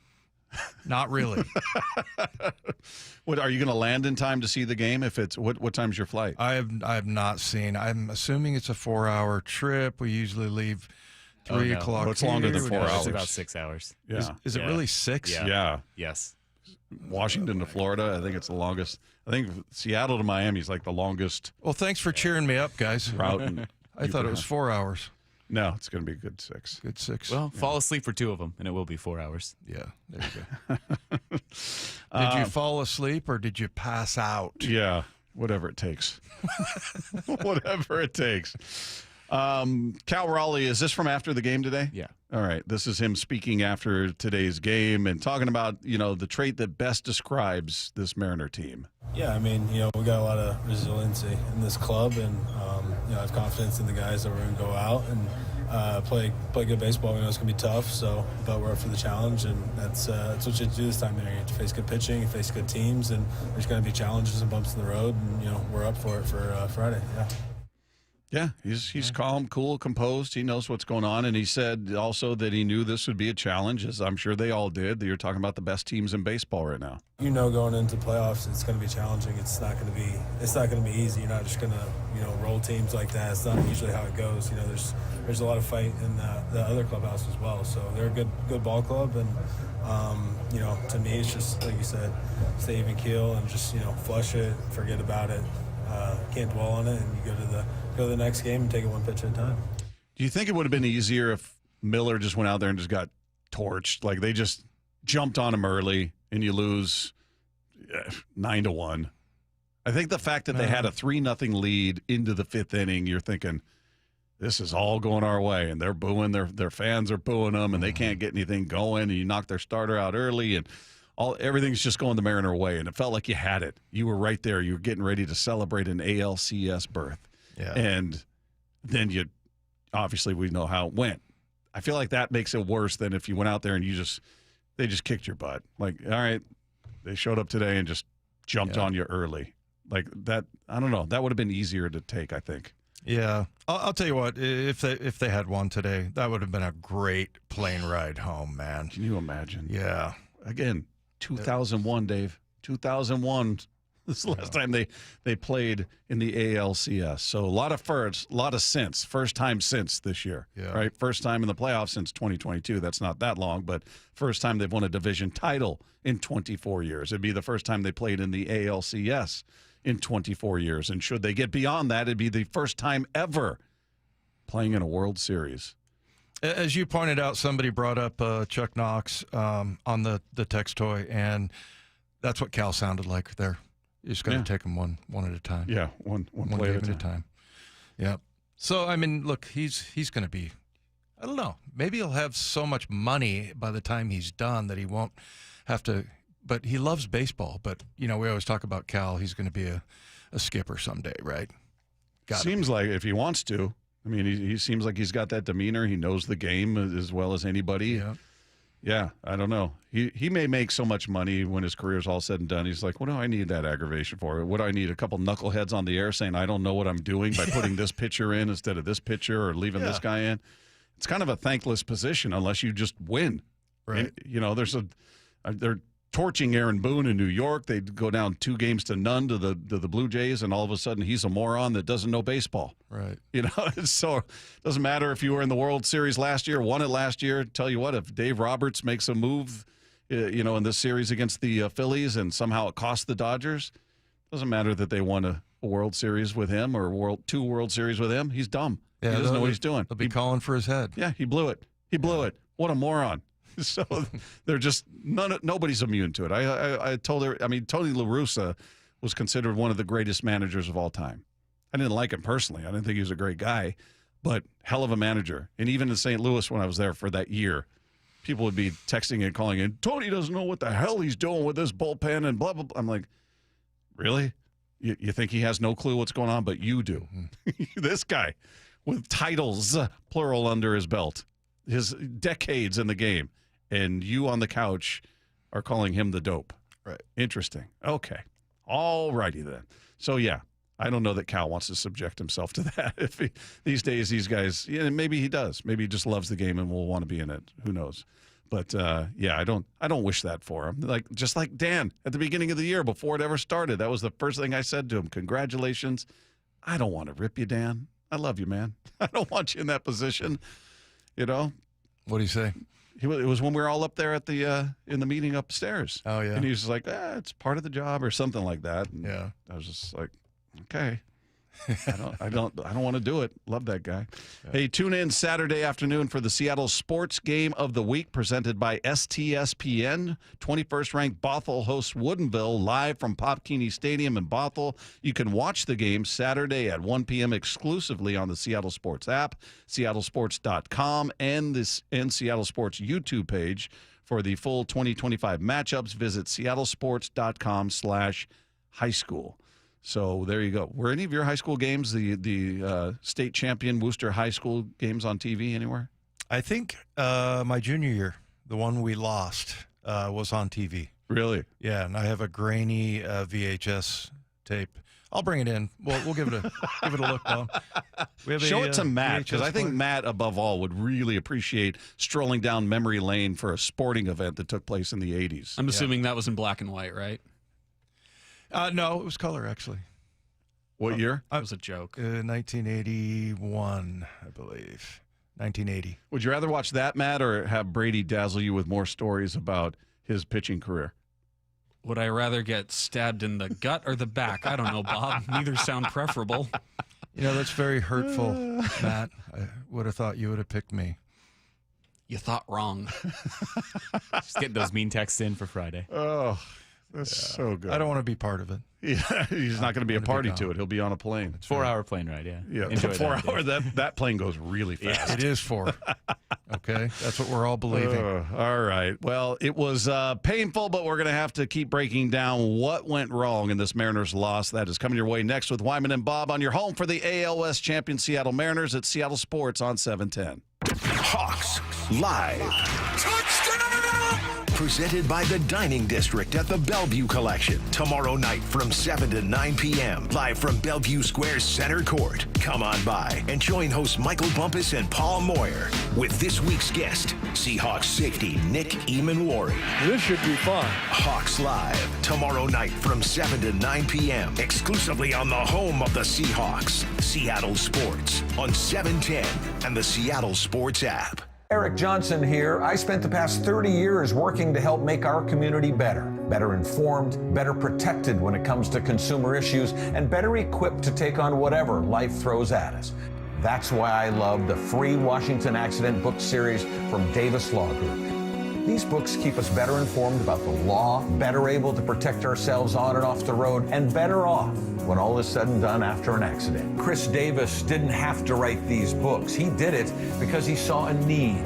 People who were in accidents or other legal situations didn't know what to do, what pictures to take, documents to request. Only a tiny fraction of the people who get these free books will ever become clients of Davis Law Group, but that's not the point. Chris wrote them because it was the right thing to do. The free Washington Accident book series is a must-have for drivers who want to be prepared for whatever the road might throw at them. Get yours at WashingtonAccidentBooks.com.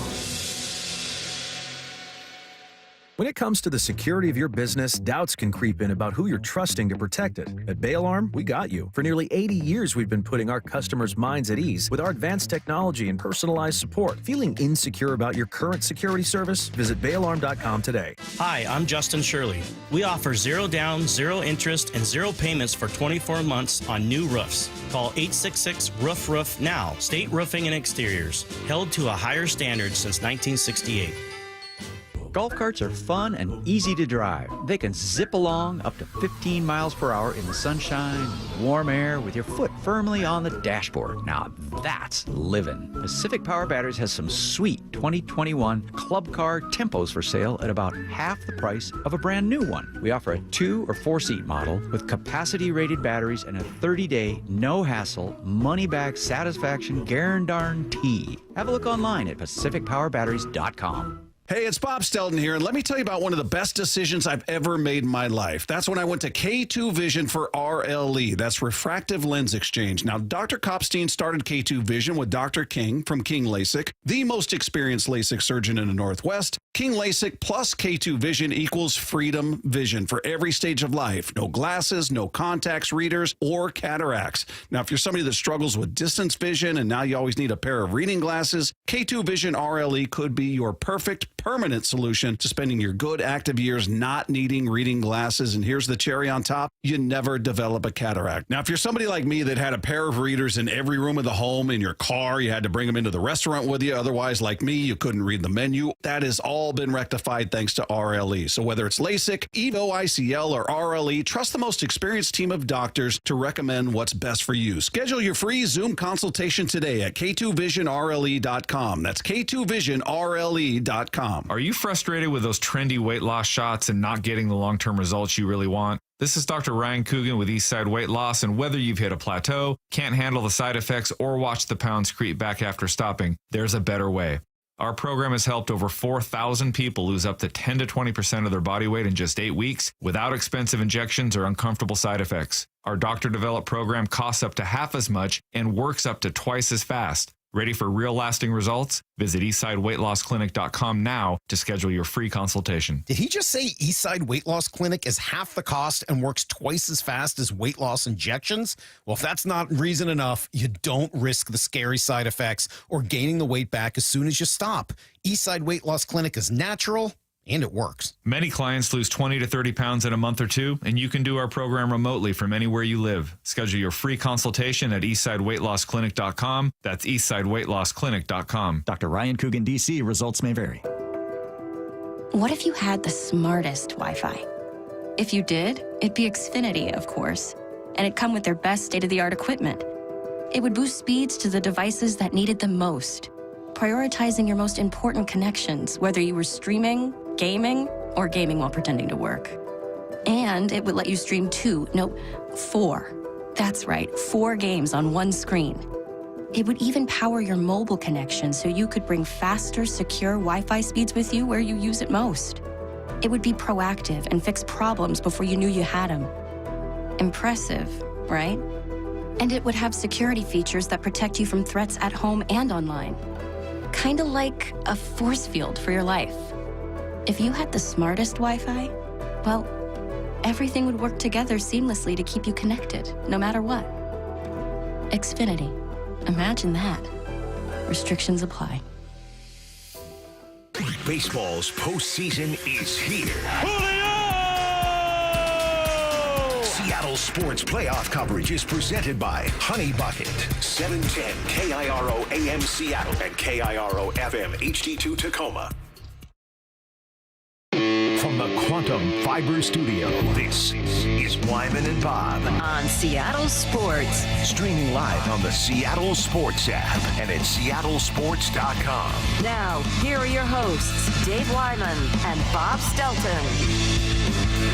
Well, that's not the way we thought it was going to go. Mariners jumping out to a 3-0 lead in this game, and the crowd was booing. The crowd that was there, by the way, nice showing by Tigers fans. And not even a full building. But they were out there booing this team, and it looked like they had it. And in a rare instance, the bullpen collapsed in a very big way. Gabe Speier, who's been remarkable all season long and in the postseason, had a really rough day out there, as did Bizzardo, as did Vargas. It was just a bad day and a pretty epic collapse by the bullpen. Yeah, there's no question. I don't know, that if it's a criticism of where he went from Bryce Miller. Bryce was obviously having a pretty decent day, but man, it just all of a sudden, like Riley Green, I mean, he was hitting like 207 off of lefties, and he ends up getting a home run. So I mean, it just I don't know if you want to believe in bad luck, but I felt like Dan, I mean, I'm not sure where else he could have gone.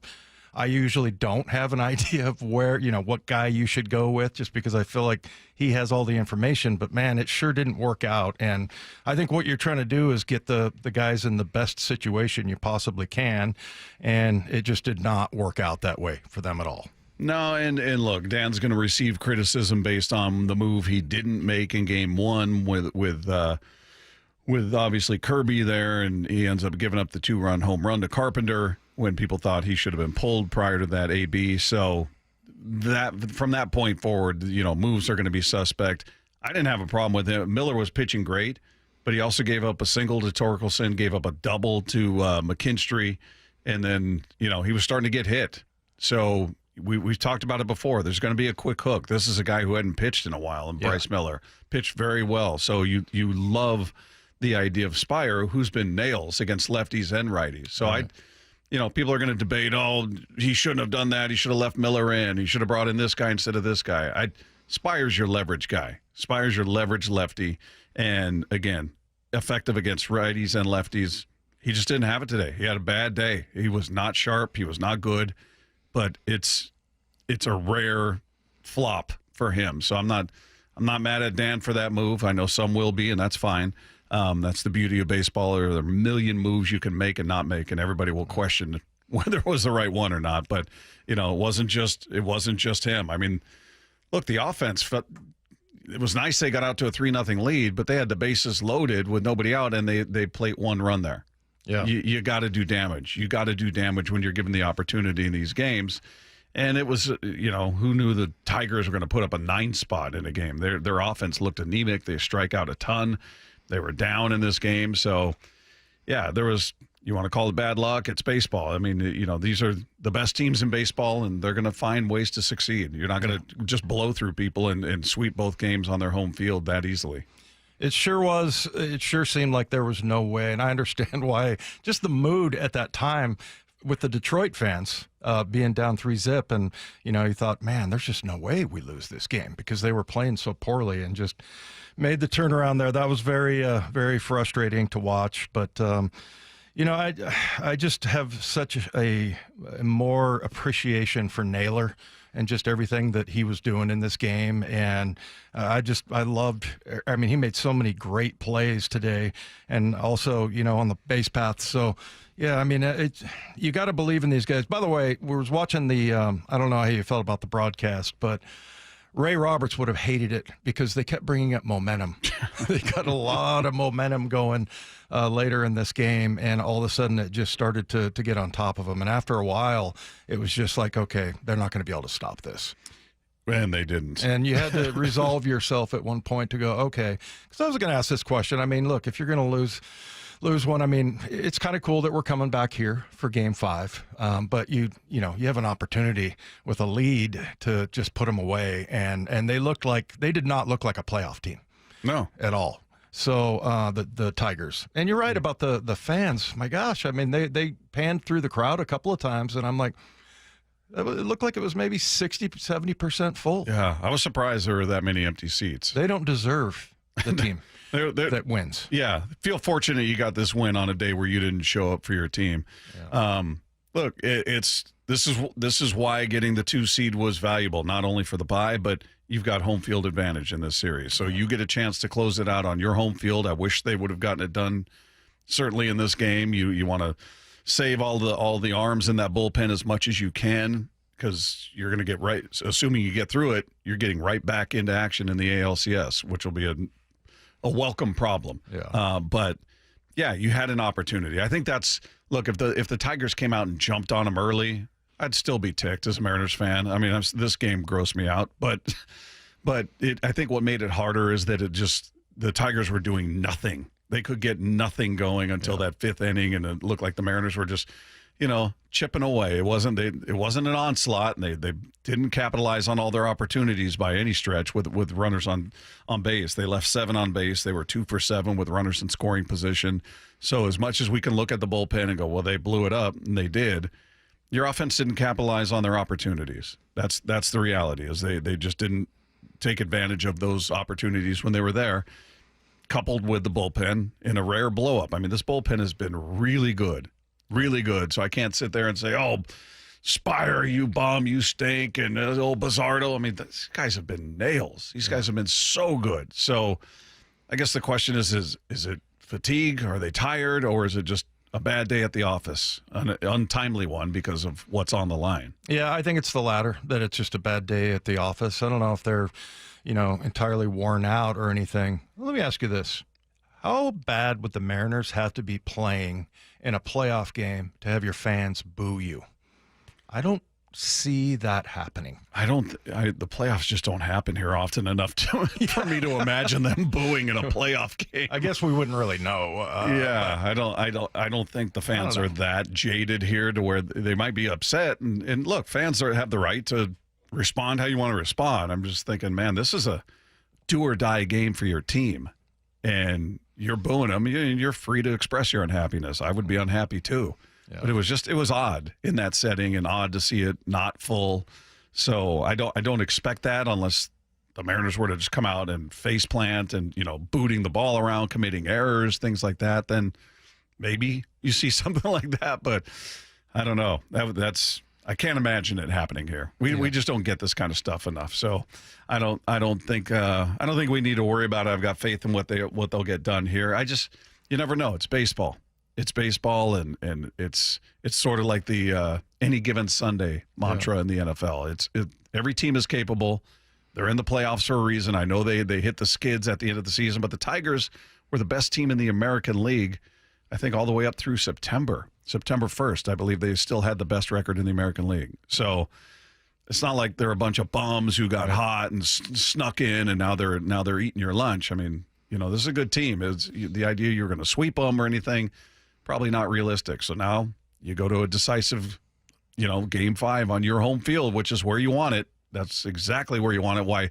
And that's why Game 3 was so crucial to me, Dave, was I didn't want this to be the decisive game. And thank goodness they won game 3 because, I'm not saying this would have followed suit. It would have turned out this way had they lost game 3, but you just didn't want that pressure because all the pressure's on the team that's fighting for their playoff lives. Right, and it's not a horrible thing that you're coming back for the deciding game in your own ballpark, where I think that's going to make a huge difference. And, and I think it's almost more like football in that, you get a 3.5 point, edge for being at home. I think more than any other ballpark, this one is going to be electric. So, like I said, it's not the worst thing it's going to be really exciting. It's going to be an awesome opportunity for fans that have been starving for playoff baseball for a long time, and to really have an effect on this game. Yeah, and they will. I've got full belief in the fan base. I've got belief in what the Mariners are going to get done and more importantly, how they perform at home. Yeah. They've been a very good home team. They pitch very well at home. So, Lefko asked the question here, who do you have confidence right now in the bullpen? I got confidence in most of those guys, minus Caleb Ferguson and Vargas. I don't have the same level of confidence in those guys, and I think for good reason. But Spire, I would not hesitate to throw him back in there in a leverage situation. Not even close. Wouldn't second guess that at all. He's your guy. These guys are not going to, blow through the season with a 0 ERA. They're going to have blips. Unfortunately, that they happened in the same game. Bizzardo, we talked about his streak. I mean, he was unreal, absolutely unreal to end the season. He went on to like a 19 appearance streak where he didn't allow a run. He was he was nails up until this game in the postseason. So, yeah, I've got full confidence in Bizzardo, in Spire, in Munoz, in Brash. Beyond that, the other guys, they're not leverage guys for a reason. I don't have the same level of confidence, and I'm assuming Dan doesn't either. That's why they're typically not put in those leverage situations. And was it Spire that Riley Green hit the home run off of? I believe. Did he? Was it Green? Let me look at that. Yeah, but it became a blur, and I started getting angry. And there were a lot of home runs towards the end. Yeah. Yeah, and we're laughing about it just because that's all you can do, really. It's because I don't want to cry. Yeah. But, I just thought the situation, it's not like they were bad situations. And, if you're looking at Riley Green, and I think either way. It was off Spire. Yeah. So, you look at that and your numbers tell you, and there's your gut, going with a guy, or there is, going with the numbers. And I think with both that you'd be fine with Spire pitching to Riley Green. He ends up depositing one about 340 feet deep. So, I think you just chalk that one up to a bad day. Maybe just a blip. Yeah, and you hope. You got one game to play for the ALCS. The idea that the Mariners can be in the ALCS, you got to win this one game. So you're throwing, everybody's available. Yeah. Everybody is available. Dan's got to manage the game of his life. You got to get these guys through it. I'm sure they're disappointed in how this went, to say the very least, but you get a day off, get a chance to recoup, get back to Seattle, get back to feeling good. You did see some things that hopefully will trend forward into this, and most notably seeing Josh Naylor come to life. Yeah. His first hits, he was hitless in the series. He had, if we were talking about him just individually, it'd been kind of negative because he had no hits. He had that booted ball at first base, which was costly. You mean the one where the ground knocked it out? No. The error. Oh, the error one. Yeah. Yeah, because that was on JP. JP's got to get the throws in order, man. He's had way too many questionable throws. Well, and the last guy to make an excuse in that situation would be Naylor.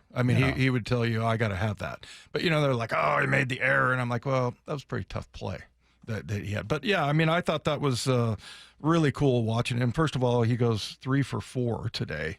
But then just, all the stuff on the shenanigans on the base paths with, the arm going up and down. I like – it's all fair, and I just gamesmanship, and even the guys who are a catcher and a pitcher that were broadcasting the game were like, hey, that's you can do that. And I don't even know. I think he was just messing with him.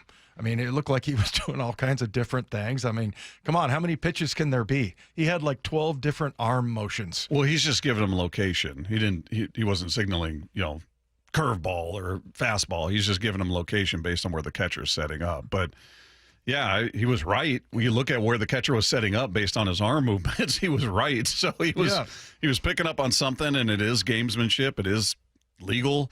Technically, he was being much more out. You see other runners do that, but they're much more subtle about their signals.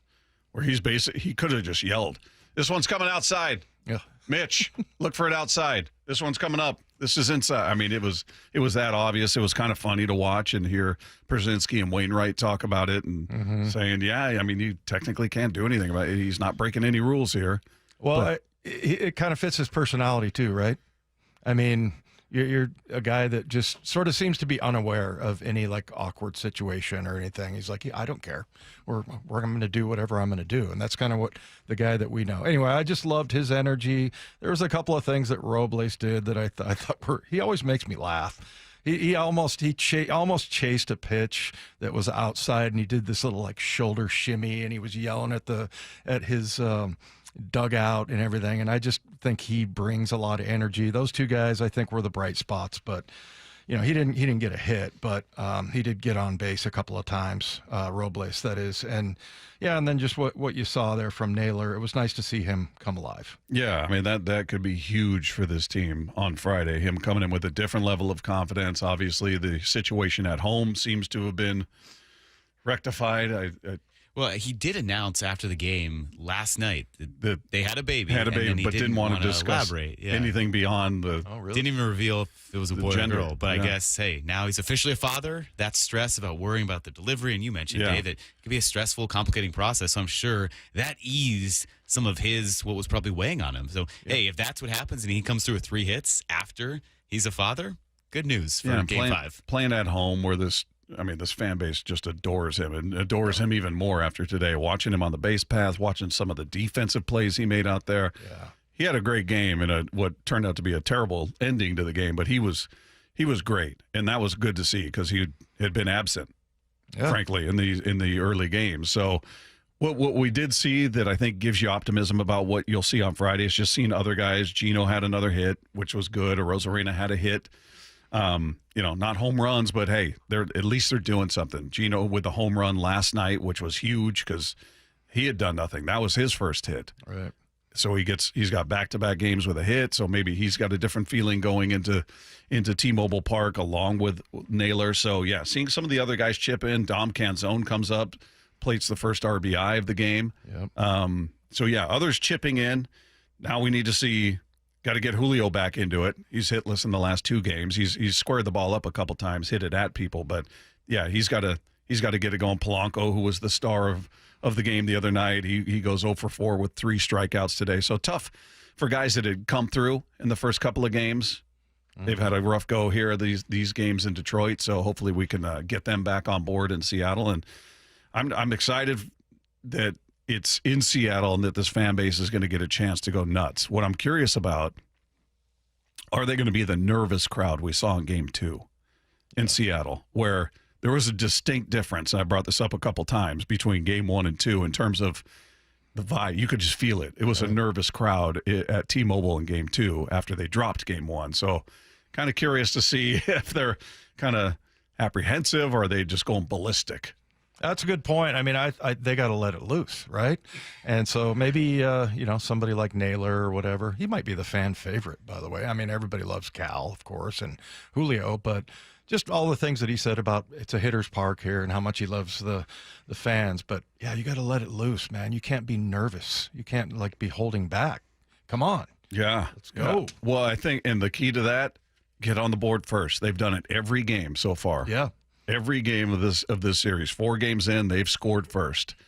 Didn't work out today, but if they can jump on them quick and get that crowd into a frenzy and feeling relaxed, okay, we got some slack right out of the gate. If they can, especially early, I think that would be just huge. I mean, that was Game 1. They didn't win, but that was a huge moment. Julio hitting that home run in Game 1, and that place just unloaded. So we saw how they responded. He hit what turns out to be the go-ahead game winner in Game 2. That place went berserk. Yeah. So they're capable. I think it's crucial, though. If Detroit gets on the board first, you can see that place get kind of quiet. You could see that nervous, like, okay, let's go. And again, I can't blame them. There's a lot on the line here. You're talking about a game away from the American League Championship Series. Yep. Yeah, and it hasn't happened in a long time. But it's cool that Naylor's daughter or son, someday he'll tell either the daughter or the son, hey, you were a big part of us winning a national or a World Series. Do you think they already have a massive shoe collection? Probably. The way he collects shoes and what he does with those. You know what? I need to study his locker more. It's all the way at the end of the clubhouse. But before he moved it was kind of in the middle, and you could see all the shoes piling up. And a lot of guys have big shoe collections. Yeah. His is impressive. You know what he does with his cleats? He takes a pair of shoes, and there are custom cleat designers that take a normal pair of like Jordans or Nikes, and they put cleats on them. So he does that with all of his shoes. Yeah. It's very impressive. Yeah, and when that guy was there during spring training, there was lots of business out there. There was lots of guys dropping by and trying to get their favorite shoes turned into cleats, which is cool. He took them up on it, apparently. I guarantee there are baby shoes, like little infant shoes that are ready, they probably had them. Well, I'm assuming they've known the gender. I don't know if they, well, he didn't tell us. Maybe they didn't. Maybe they were surprised, but. He's done a good job with that, by the way, of keeping everything secret. Yeah. And not allowing anybody into his business, because that, we talked about it earlier, and look, I stated my opinion, but it's up to anyone, any individual. They can do whatever they want. And I think he's done a really good job of just keeping it secret. But the other thing about Josh is I feel like the fans here get him more than anywhere else, where he would anywhere else. He's very plain spoken, just doesn't really care what people think about him. And I feel like that's kind of the vibe here in the Northwest. So yeah, I love that about him. So maybe he comes up big. Yeah, I'm counting on him. I mean, and we'll talk more about the lineup and everything, but yeah, good on him. Congrats to his family and everything that they've got going on there, and hopefully that is just what we saw today, a guy who's just relaxed, that he's got some clarity on their home situation, and he went up there and had a heck of a day. Unfortunately, it came in a loss, so hopefully we're talking about a big win coming up on Friday, to say the least. Meanwhile, we want to send one of you and 3 friends to watch the Seahawks game on Monday, October 20th against the Texans. All you need to do is open your Seattle Sports app and click the Win tab to find out how. If you don't already have the app, very easy. Just text the word app, APP, to 866-979-3776. We'll send you a link to download it. It's completely free. You can enter every day to increase your chances to win. Contest runs through Monday, October 13th. All right, which guys in this lineup have to come through on Friday? We'll break that down coming up next with Wyman and Bob, right here on your home for the Mariners pennant push. Seattle Sports on 710. Friday. It all comes down to one win or go home showdown at T-Mobile Park. Listen to the roar of the crowd again. Swing and a miss, and he struck him out. I would say we believe in each other and we're ready to fight. It's a win or go home Game 5 against the Tigers at T-Mobile. The winner plays for the American League Championship Friday. And there's only one place you can hear the American League West champion Mariners in the playoffs, on Seattle Sports on 710 and the Seattle Sports app. $5,000. That's the average amount of money people in the U.S. are now spending on gas in a year. $5,000. That's crazy. If you drive, you have to download Upside, the free app that gives you cash back every time you get gas. That's right. You can earn real cash back with Upside just by buying the gas you're already buying. You can literally start earning cash back today. I use Upside every time I fill up, and I've already made around $300. You're putting gas in your car anyway. Why not get real cash back? If you like free money, download Upside. I'm saving the cash I earn from using Upside to help pay for a vacation later this year. Download the free Upside app now to earn cash back every time you buy gas. Use promo code POWER to get an extra 25 cents per gallon on your first tank. You can cash out anytime right to your bank, PayPal, or a gift card for Amazon and other brands. Just download the free Upside app and use promo code POWER for a 25 cents per gallon bonus on your first tank. That's code POWER for a 25 cents per gallon bonus. Actual price will depend on product and subscription plan. Featured products are compounded drug products, which the FDA does not approve or verify for safety, effectiveness, or quality. Prescription products require an online consultation with a healthcare provider who will determine if appropriate. See website for details, restrictions, and important safety information. Want a boost in and out of the bedroom? Hims has you covered. Introducing a new 2-in-1 approach to level up your game. Tadalafil for better bedroom performance and zinc for testosterone support. Put it all together and you've got what you need to turn things all the way up. Getting started is simple. Just go to hims.com/joy to start your free online visit. Through Hims, you can access ED treatments including pills, chews, and more. 100% online.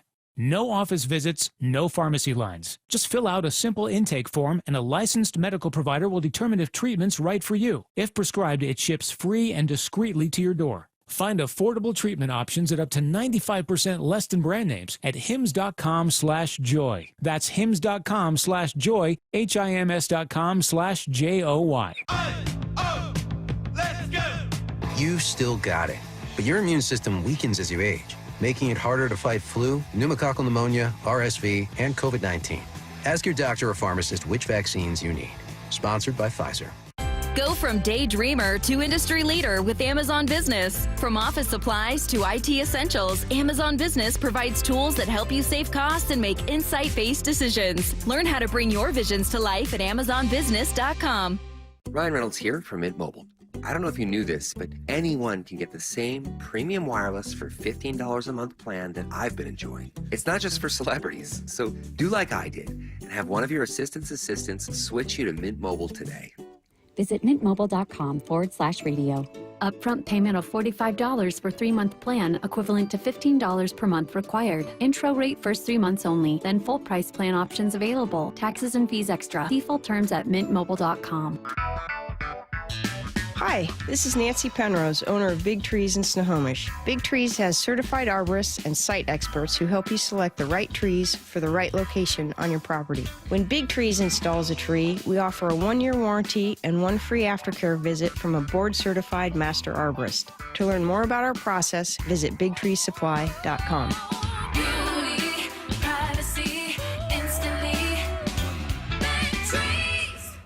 This is where you hear your AL West champion Mariners in the playoffs. Seattle Sports.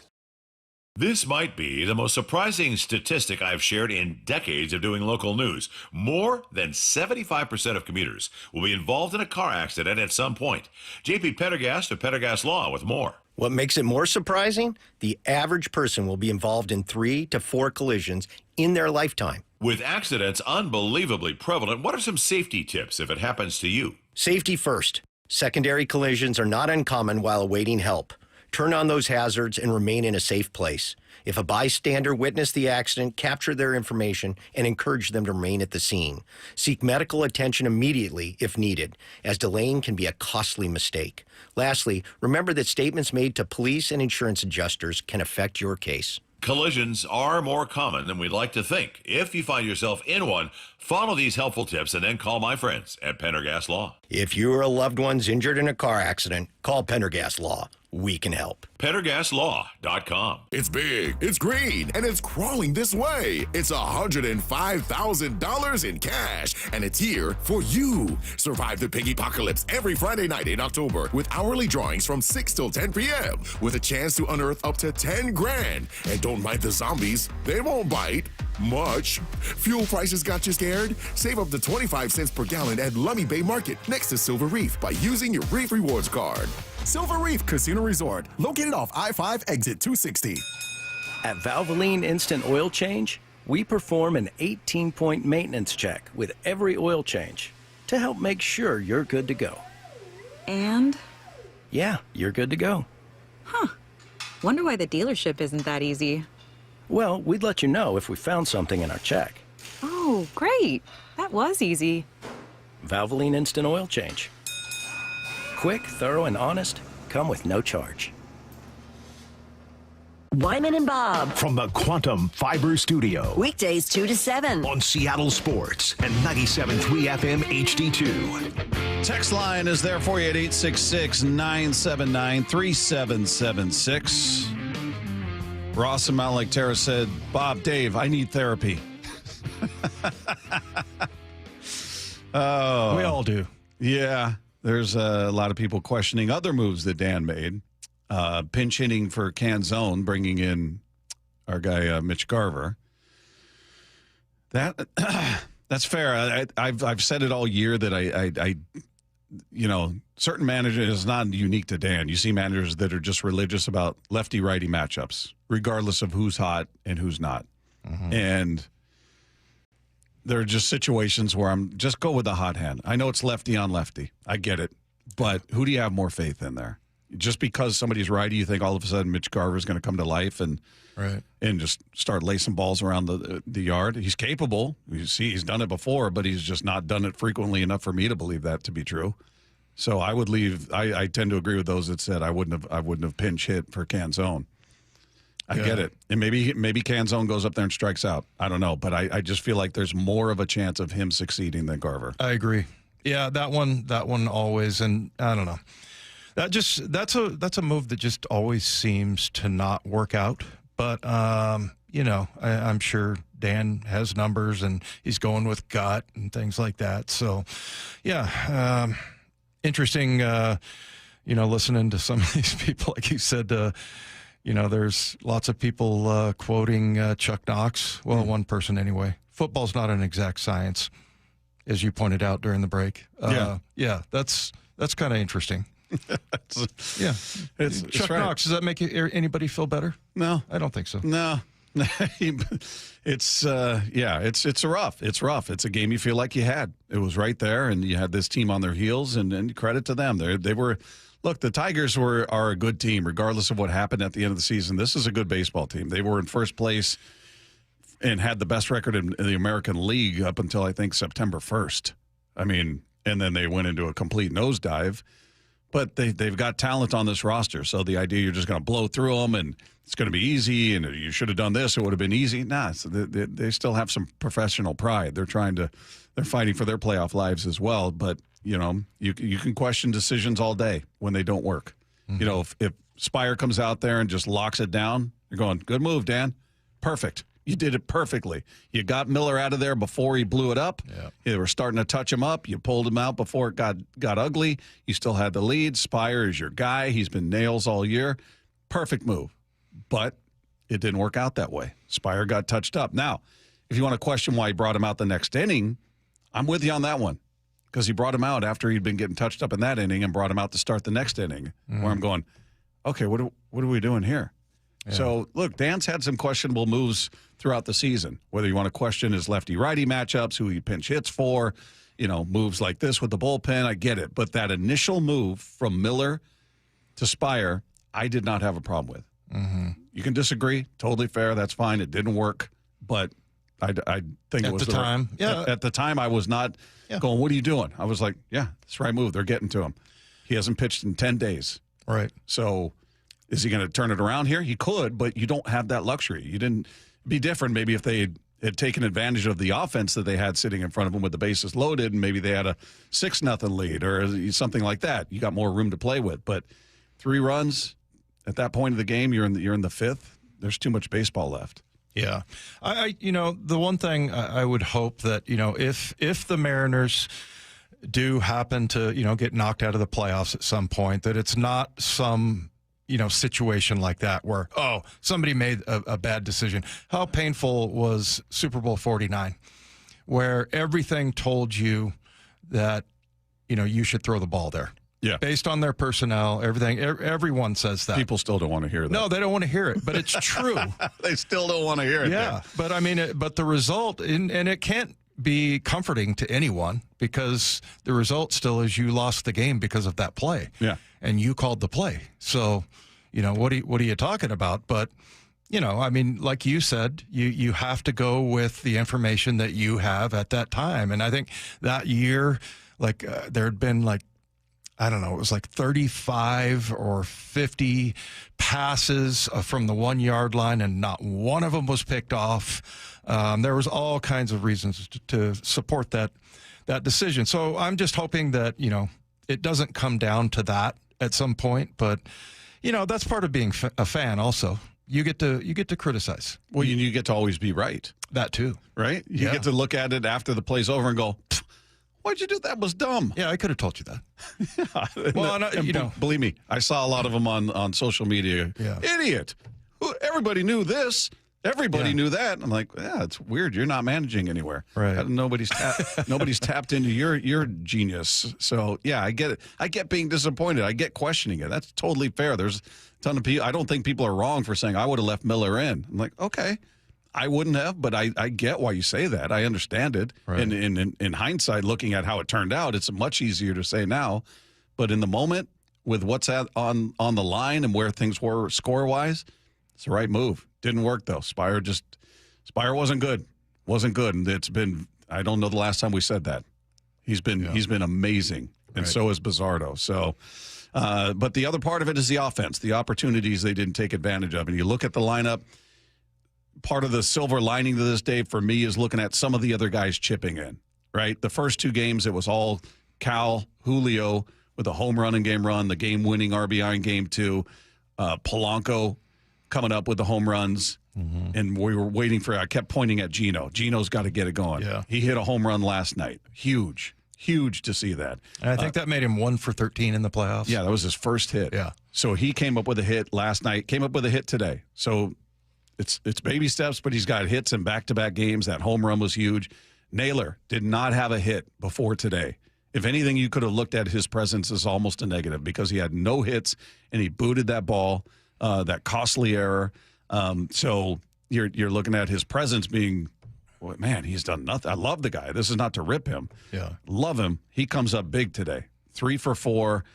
He's out there on the base paths, being a pest, being a problem, signaling, positioning to the hitter up there. Mitch Garver He made a great double play. Yeah, he was great today. He's just dialed in and just such a smart baseball player. Yeah, Canzone comes through with a hit in the RBI early in the game. Rosarena had one hit. I'd really like to see him get going because he just hasn't really had much of an impact. Took a really bad route on a ball. Really bad route on a ball today, man. He just... And it's also like I feel like sometimes with him, maybe it's just because he makes running hard look casual, but yeah, there's sometimes I'm like, hurry up. Yeah, you want more urgency. Yeah. Yeah. He took a really bad route on a double, and look, defense is not his strength. It's not what you have him for. He's serviceable. He's the weakest of the 3 outfielders, and it's not close. So, but he's going to rip the ball. You hope. You hope he does. He has yet to really do that. So this is talking about what we need to see on Friday. Got to see something from Randy. Got to see Julio get back into the mix here because it's been 2 games without a hit. He was great in the first 2. His last 2, he hit the ball hard last night a couple times, but hit it at people. Yeah. So I'm not that worried about him, but that's what we need to see. You need to see Cal and Julio do their thing, but seeing these other guys chip in, especially Naylor, Canzone, like I said, Robles with a couple of walks today, a couple of good at-bats. That gives me more hope about what we'll see offensively because you got guys maybe feeling a little bit better about their timing and how they're seeing the ball up there at the plate. Yeah, I think I'm gonna switch over now to Eugenio, and he's the one I think that you really, to answer the question, who has to step up on Friday? He's your guy? Suarez. Gino? Yes. Yeah.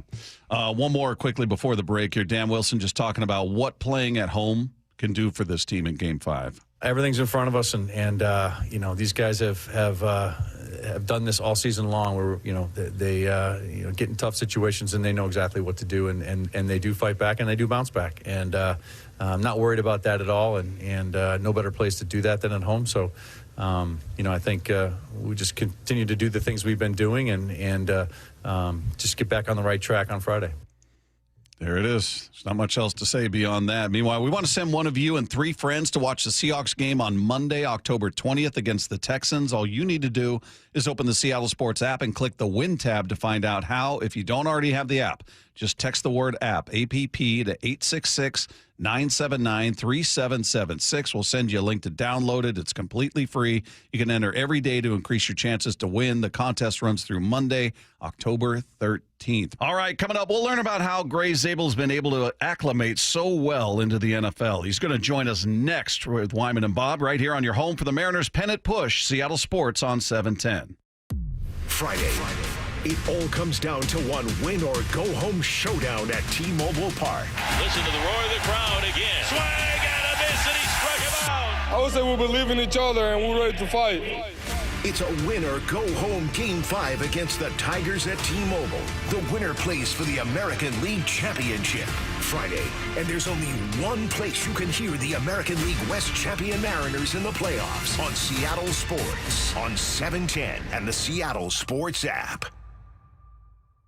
Actual price will depend on product and subscription plan. Featured products are compounded drug products, which the FDA does not approve or verify for safety, effectiveness, or quality. Prescription products require an online consultation with a healthcare provider who will determine if appropriate. See website for details, restrictions, and important safety information. Want a boost in and out of the bedroom? Hims has you covered. Introducing a new 2-in-1 approach to level up your game. Tadalafil for better bedroom performance and zinc for testosterone support. Put it all together and you've got what you need to turn things all the way up. Getting started is simple. Just go to hims.com/joy to start your free online visit. Through Hims, you can access ED treatments including pills, chews, and more. 100% online.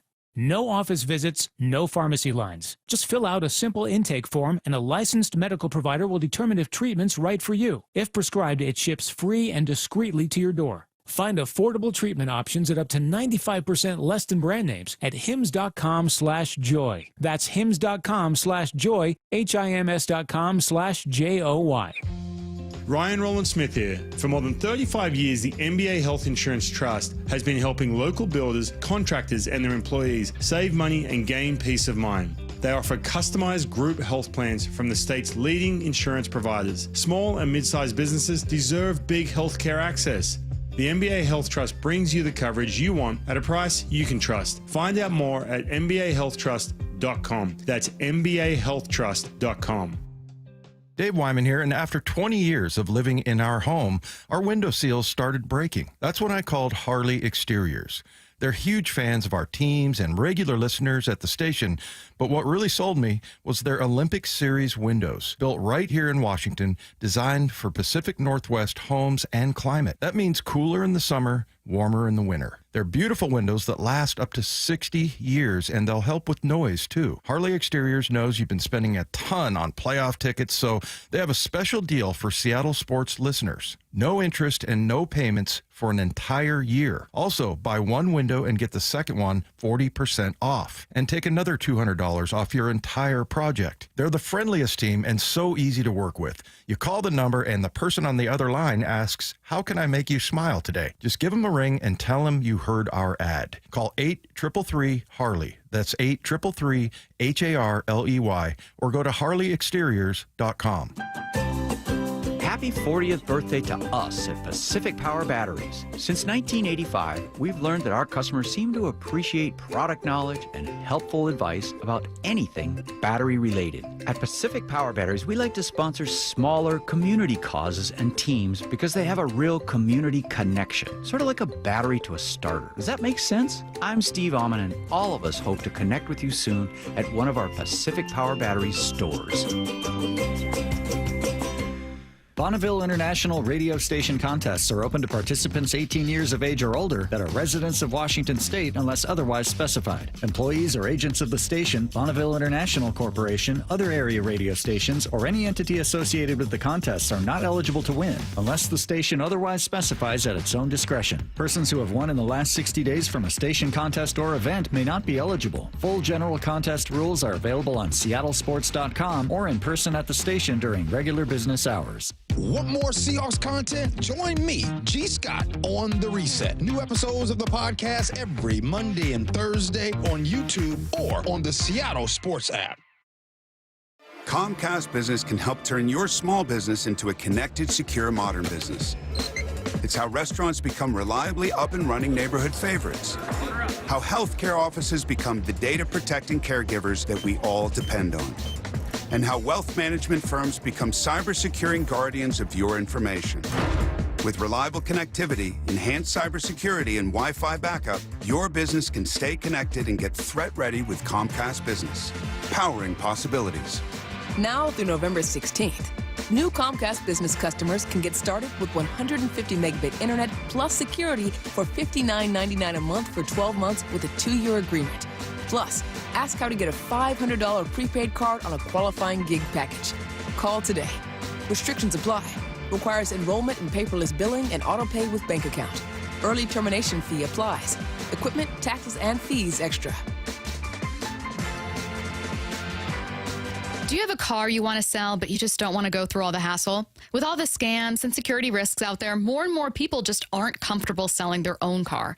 So how do you get the most money for your used car without having to sell it yourself? Stacy here with the answer. It's Wayscar Ford in Auburn. Not only will they purchase your car and pay you right up front for it, but it gets way better. Once they resell your old car, they share half that profit with you.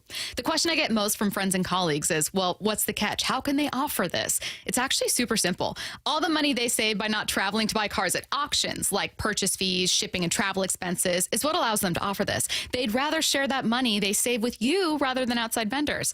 They encourage you to shop around, but look, if Wayscar Ford can pay the same or more as competitors and then share half their profit with you once they resell your car, why would you sell your car anywhere else? They've already shared over $800,000 with their customers, and it's only at Wayscar Ford. WayscarFord.com. Check them out today, WayscarFord.com. Wyman and Bob. From the Quantum Fiber Studio. Weekdays 2 to 7. On Seattle Sports and 97.3 FM HD2. Well, Seahawks got what turns out to be a tough one in front of them, Dave. Jacksonville looking much tougher than I think we gave them credit for at the beginning of the season. So we get a chance to speak to a man who's going to have a lot on his plate going up against that defense. He's done a great job as a rookie on this O-line. Gray Zabel is with us on the Emerald Queen Casino Sportsbook Hotline. How are you, man? Doing well. How are you guys doing? We're doing great. I'm curious to get your take so far on the season as a rookie, and I'm sure you had a lot of images in your head as to how things would go at this level, and what would be hard, what would be easier. How has it lived up to what you imagined? Is it about what you imagined, or is it completely different being in the NFL? Yeah, I would say it's about exactly how you can imagine it. I mean, you're going against elite competition every single week, so I know we're 3-2 right now. It feels like those 2 losses could have been wins if something would just gone our way, but we got to learn and build from that, and we got to continue to move forward as it's a long season, and just learning, drinking from a fire hose, basically, for me. Yeah, lots of information, right? But hey, tell us a little bit about this offense. I remember in the preseason you said that it was something to the effect that it was an offensive lineman's dream, that it just makes it easier on you. Just tell us what parts of it are working particularly well right now.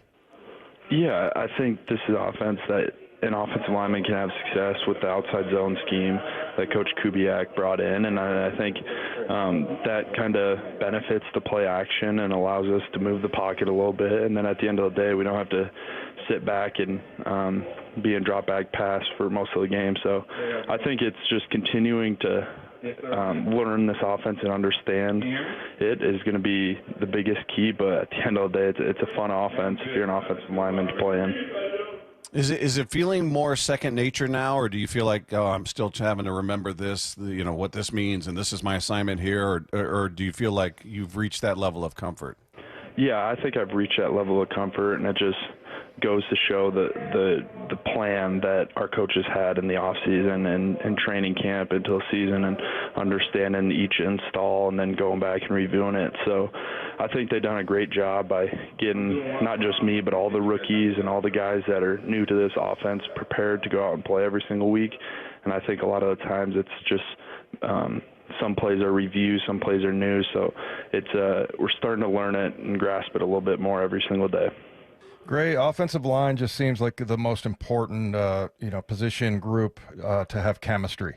And, you guys, you and Jalen obviously know each other from a while, so I imagine it's really good with him. But what about just in general, the offensive line's chemistry? Where are you guys at right now? Yeah, I think we're kind of gelling together more every single day. And I think you hit the nail right on the head there. The chemistry part of the offensive line and understanding how everybody else is going to play off each other. So I think we're continuing to get better, and I think you can see that as you move week to week throughout the season as we're starting to be more comfortable and understand everybody. So we're not there yet. It's an unfinished product, but we're starting to see progress, and I think that's evident come Sundays. Who's the guy you go to? Are you a guy that asks a lot of questions, or are you more of a guy that'll just learn by watching? And if you are the question guy, who do you go to? Is it Charles Cross, or who's your guy? Yeah, I would say I'm both. I mean, I ask a lot of questions, and I watch a lot to understand kind of what needs to be done. But I think there's a few guys in our room that I ask a ton of questions to. Obviously, the two coaches, Charles, Jalen, Olu, those guys that I bounce a ton of questions off of. So once again, just the chemistry in our room that allows everybody to have the humility to be coached by everybody and understand we're working towards one goal here, and that's being the best offensive line in the league. So got to understand that day in and day out, and kind of leave the ego and the pride at the door and come in ready to learn every single day. I know for you guys, Gray, that every week's like this, where you're facing a bunch of ballers, guys that are good and just, present different problems. But what so far have you seen looking at Jacksonville, looking at their defense? Yeah, I think they're a very talented defense. I think they're leading the league right now in run defense. So we're going to have to be on our A game to be able to run the ball. And I think they got a lot of talented guys on the D line. And then obviously they got a good linebacking core, and they get a lot of takeaways with punch outs and interceptions. So I think just taking care of the ball, continuing to chase after the running back and be the first guy to help your guy up, and constantly preaching security and making sure we're protecting Sam and keeping him upright. So they're a good defense. They're going to be a great test, and I think it'll be good for us to go up against. You guys offensively are coming off such a great week. I mean, you put up 35 points. I know the game didn't end the way anybody wanted on a turnover, but looking back at it, I'm sure you've watched the film a bunch to this point. What was your feeling about the offense's performance? Did you feel like, hey, we still made this mistake or that mistake, or did you feel like, that's maybe the best game we've played so far this year? No, we left a lot out there, and I know the box score can be a little bit deceiving and stuff, but at the end of the day, we needed to score 39 points, and we didn't do that. So I feel like that we got to come back to work, prepare even more, and understand our job is to score one more point than the other team. So there's a lot we can improve on and continue to get better, and I think everyone's excited to get back to practice this week. Hey, Gray, I know that you're a rookie, and there's a lot coming at you, and you're just trying to, sometimes just keep your head above water. But is there any player on this team that you just enjoy watching? Yeah. Number 11, JSN's pretty fun to watch, and I'm happy he's on our team, and he's continuing to get better, and I think he's pushing everybody in that wide receiver room, and I think they got a great crew. So, yeah, he's pretty fun to watch. What about Sam Darnold? What's your feeling about him? I mean, he's coming off, again, a great game outside of the final moment, but he is as a leader and just as a guy who's in command of the offense. Where does he stand for you? Yeah, he's one of one. I mean, just the command that he has in the pocket, the decisiveness that he has in the pocket is huge. I think he's just a natural-born leader. Every time he walks into a huddle, we know we got a chance for a big play, and I think he does a great job of understanding who he has around him, kind of how to attack a defense, and then understanding kind of what's it like in the game, what's happening in the game, if he's going to take a shot or if he's going to play it safe, and understand all that. So I think Sam is an elite quarterback, and he's one of the best right now in the league, and excited to block for him, and just gives me that much more reason to keep him upright and keep him protected. Yeah, he's super. So, Gray, how about just when you get home and you all settled in? And I know rookie year is always really tough, trying to get, car and everything. But are you pretty settled in now? Absolutely. We're kind of in the groove of things, the swing of the season, and now we can just focus on football and focus on getting better every single day. Well, Gray, it's great to talk to you, man. Congrats on how things have gone for you individually, and I know that this team is close. That was a tough one last week, and looking to turn it around this weekend against Jacksonville. We really appreciate you taking the time and wish you nothing but the best. All righty, thanks, guys. Thanks for having me. The Seahawks Player Spotlight is presented by 3 Tree Roofing. So if you missed any part of that conversation or any part of El Hombre, Gray Zabel, any part of the show you want to revisit, it's on the podcast page. Just head to seattlesports.com, click the podcast tab, scroll down to our picture and click on that. And it's waiting for you after the show each and every night. And don't forget, you can click subscribe. It's free. It shows up for you automatically, and you never have to do a thing after that. It's a beautiful, beautiful process. Have a great night, everybody. We're going to talk to you tomorrow right here with Wyman and Bob, Seattle Sports on 710. Hawks Live. Touchdown! Presented by the Dining District at the Bellevue Collection. Thursday nights from 7 to 9 p.m. Live from Bellevue Square Center Court. Come on by and join hosts Michael Bumpus and Paul Moyer and a different Seahawks player every week. This should be fun. Hawks Live. Thursday nights from 7 to 9 p.m. Exclusively on the home of the Seahawks. Seattle Sports on 710 and the Seattle Sports app. Tired of hearing scary radio ads about the IRS? Tax Relief Advocates is different. TRA is here to tell you that if you owe money to the IRS, whether it's $5,000 or $500,000, we have a solution. TRA can eliminate or reduce what you owe to the IRS with zero risk to you. We have over 1,000 5-star reviews on Google and an A+ with a BBB. End your tax nightmare today by visiting TRA.com or call 800-583-6681. That's 800-583-6681. Confidence is knowing you're ready to handle whatever comes your way. That's what it feels like to take on your workday with Cintas. They make sure your AEDs are up to date, your fire extinguishers are tested and inspected, your floor mats are cleaned and delivered, and your workwear looks good, feels good, and is freshly laundered with the Cintas Apparel Plus program. So are you ready to take on today? Visit Cintas.com. Oh, I'm ready! And get ready for the workday.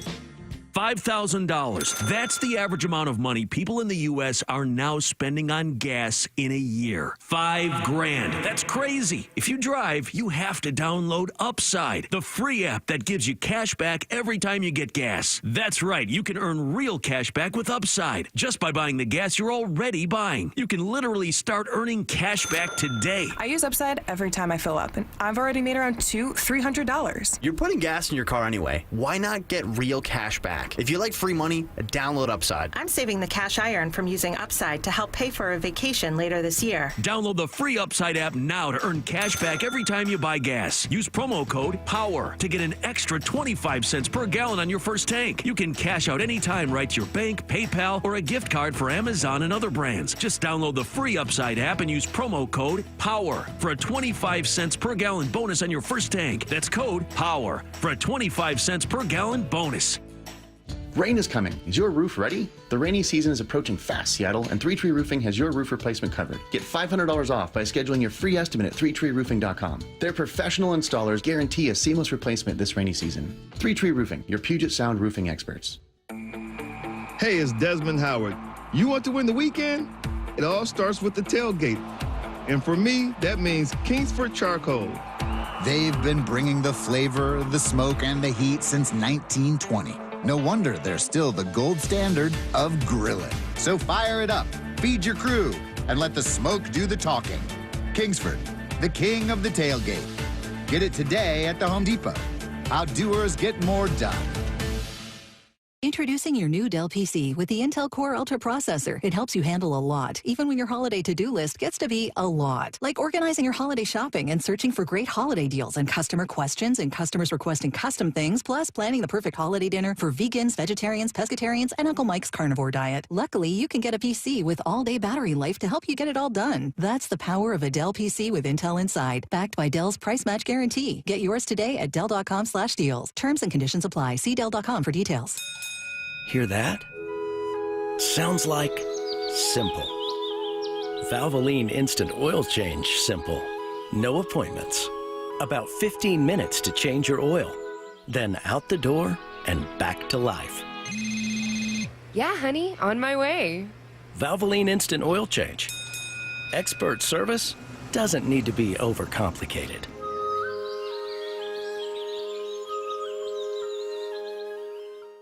What is that sound?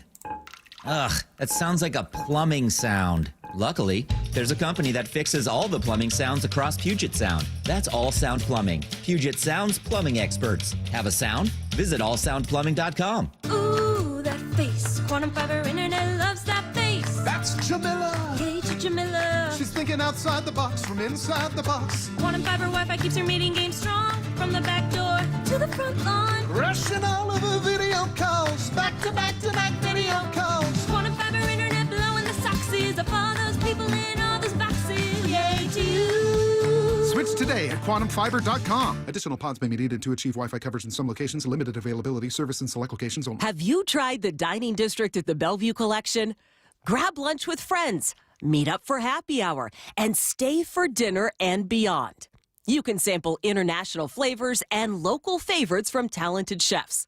Try a new cocktail on a rooftop bar or watch the game with friends. And explore the lively nightlife scene.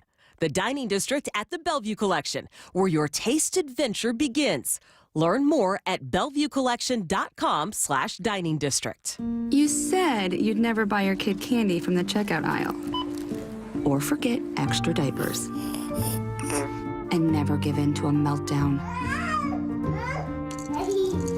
You'd never lick your thumb to clean their face. Never let them have too much screen time. And never bribe them for just one more bite. You say you'd never let them out in public without their hair brushed. Never, ever become a minivan mom. And you'd never give them your phone for a quiet dinner. Calling. Boss, work phone. So when you say you'd never leave your child in a hot car, no, it can happen. Cars get hot fast, and kids can be at risk in temperatures as low as 60 degrees Fahrenheit. Never happens. Before you leave the car, always stop, look, lock. Brought to you by NHTSA and the Ad Council. You say you'd never give in to a meltdown. Never let kids' toys take over the house. And never fill your feed with kid photos. You'd never plan your life around their schedule. Never lick your thumb to clean their face. And you'd never let them leave the house looking like less than their best. You say you'd never put a pacifier in your mouth to clean it. Never let them stay up too late. And never let them run wild through the grocery store. Cleanup on aisle 6 and aisle 3. So when you say you'd never let them get into a car without you there, no, it can happen. 1 in 4 hot car deaths happen when a kid gets into an unlocked car and can't get out. Never happens. Before you leave the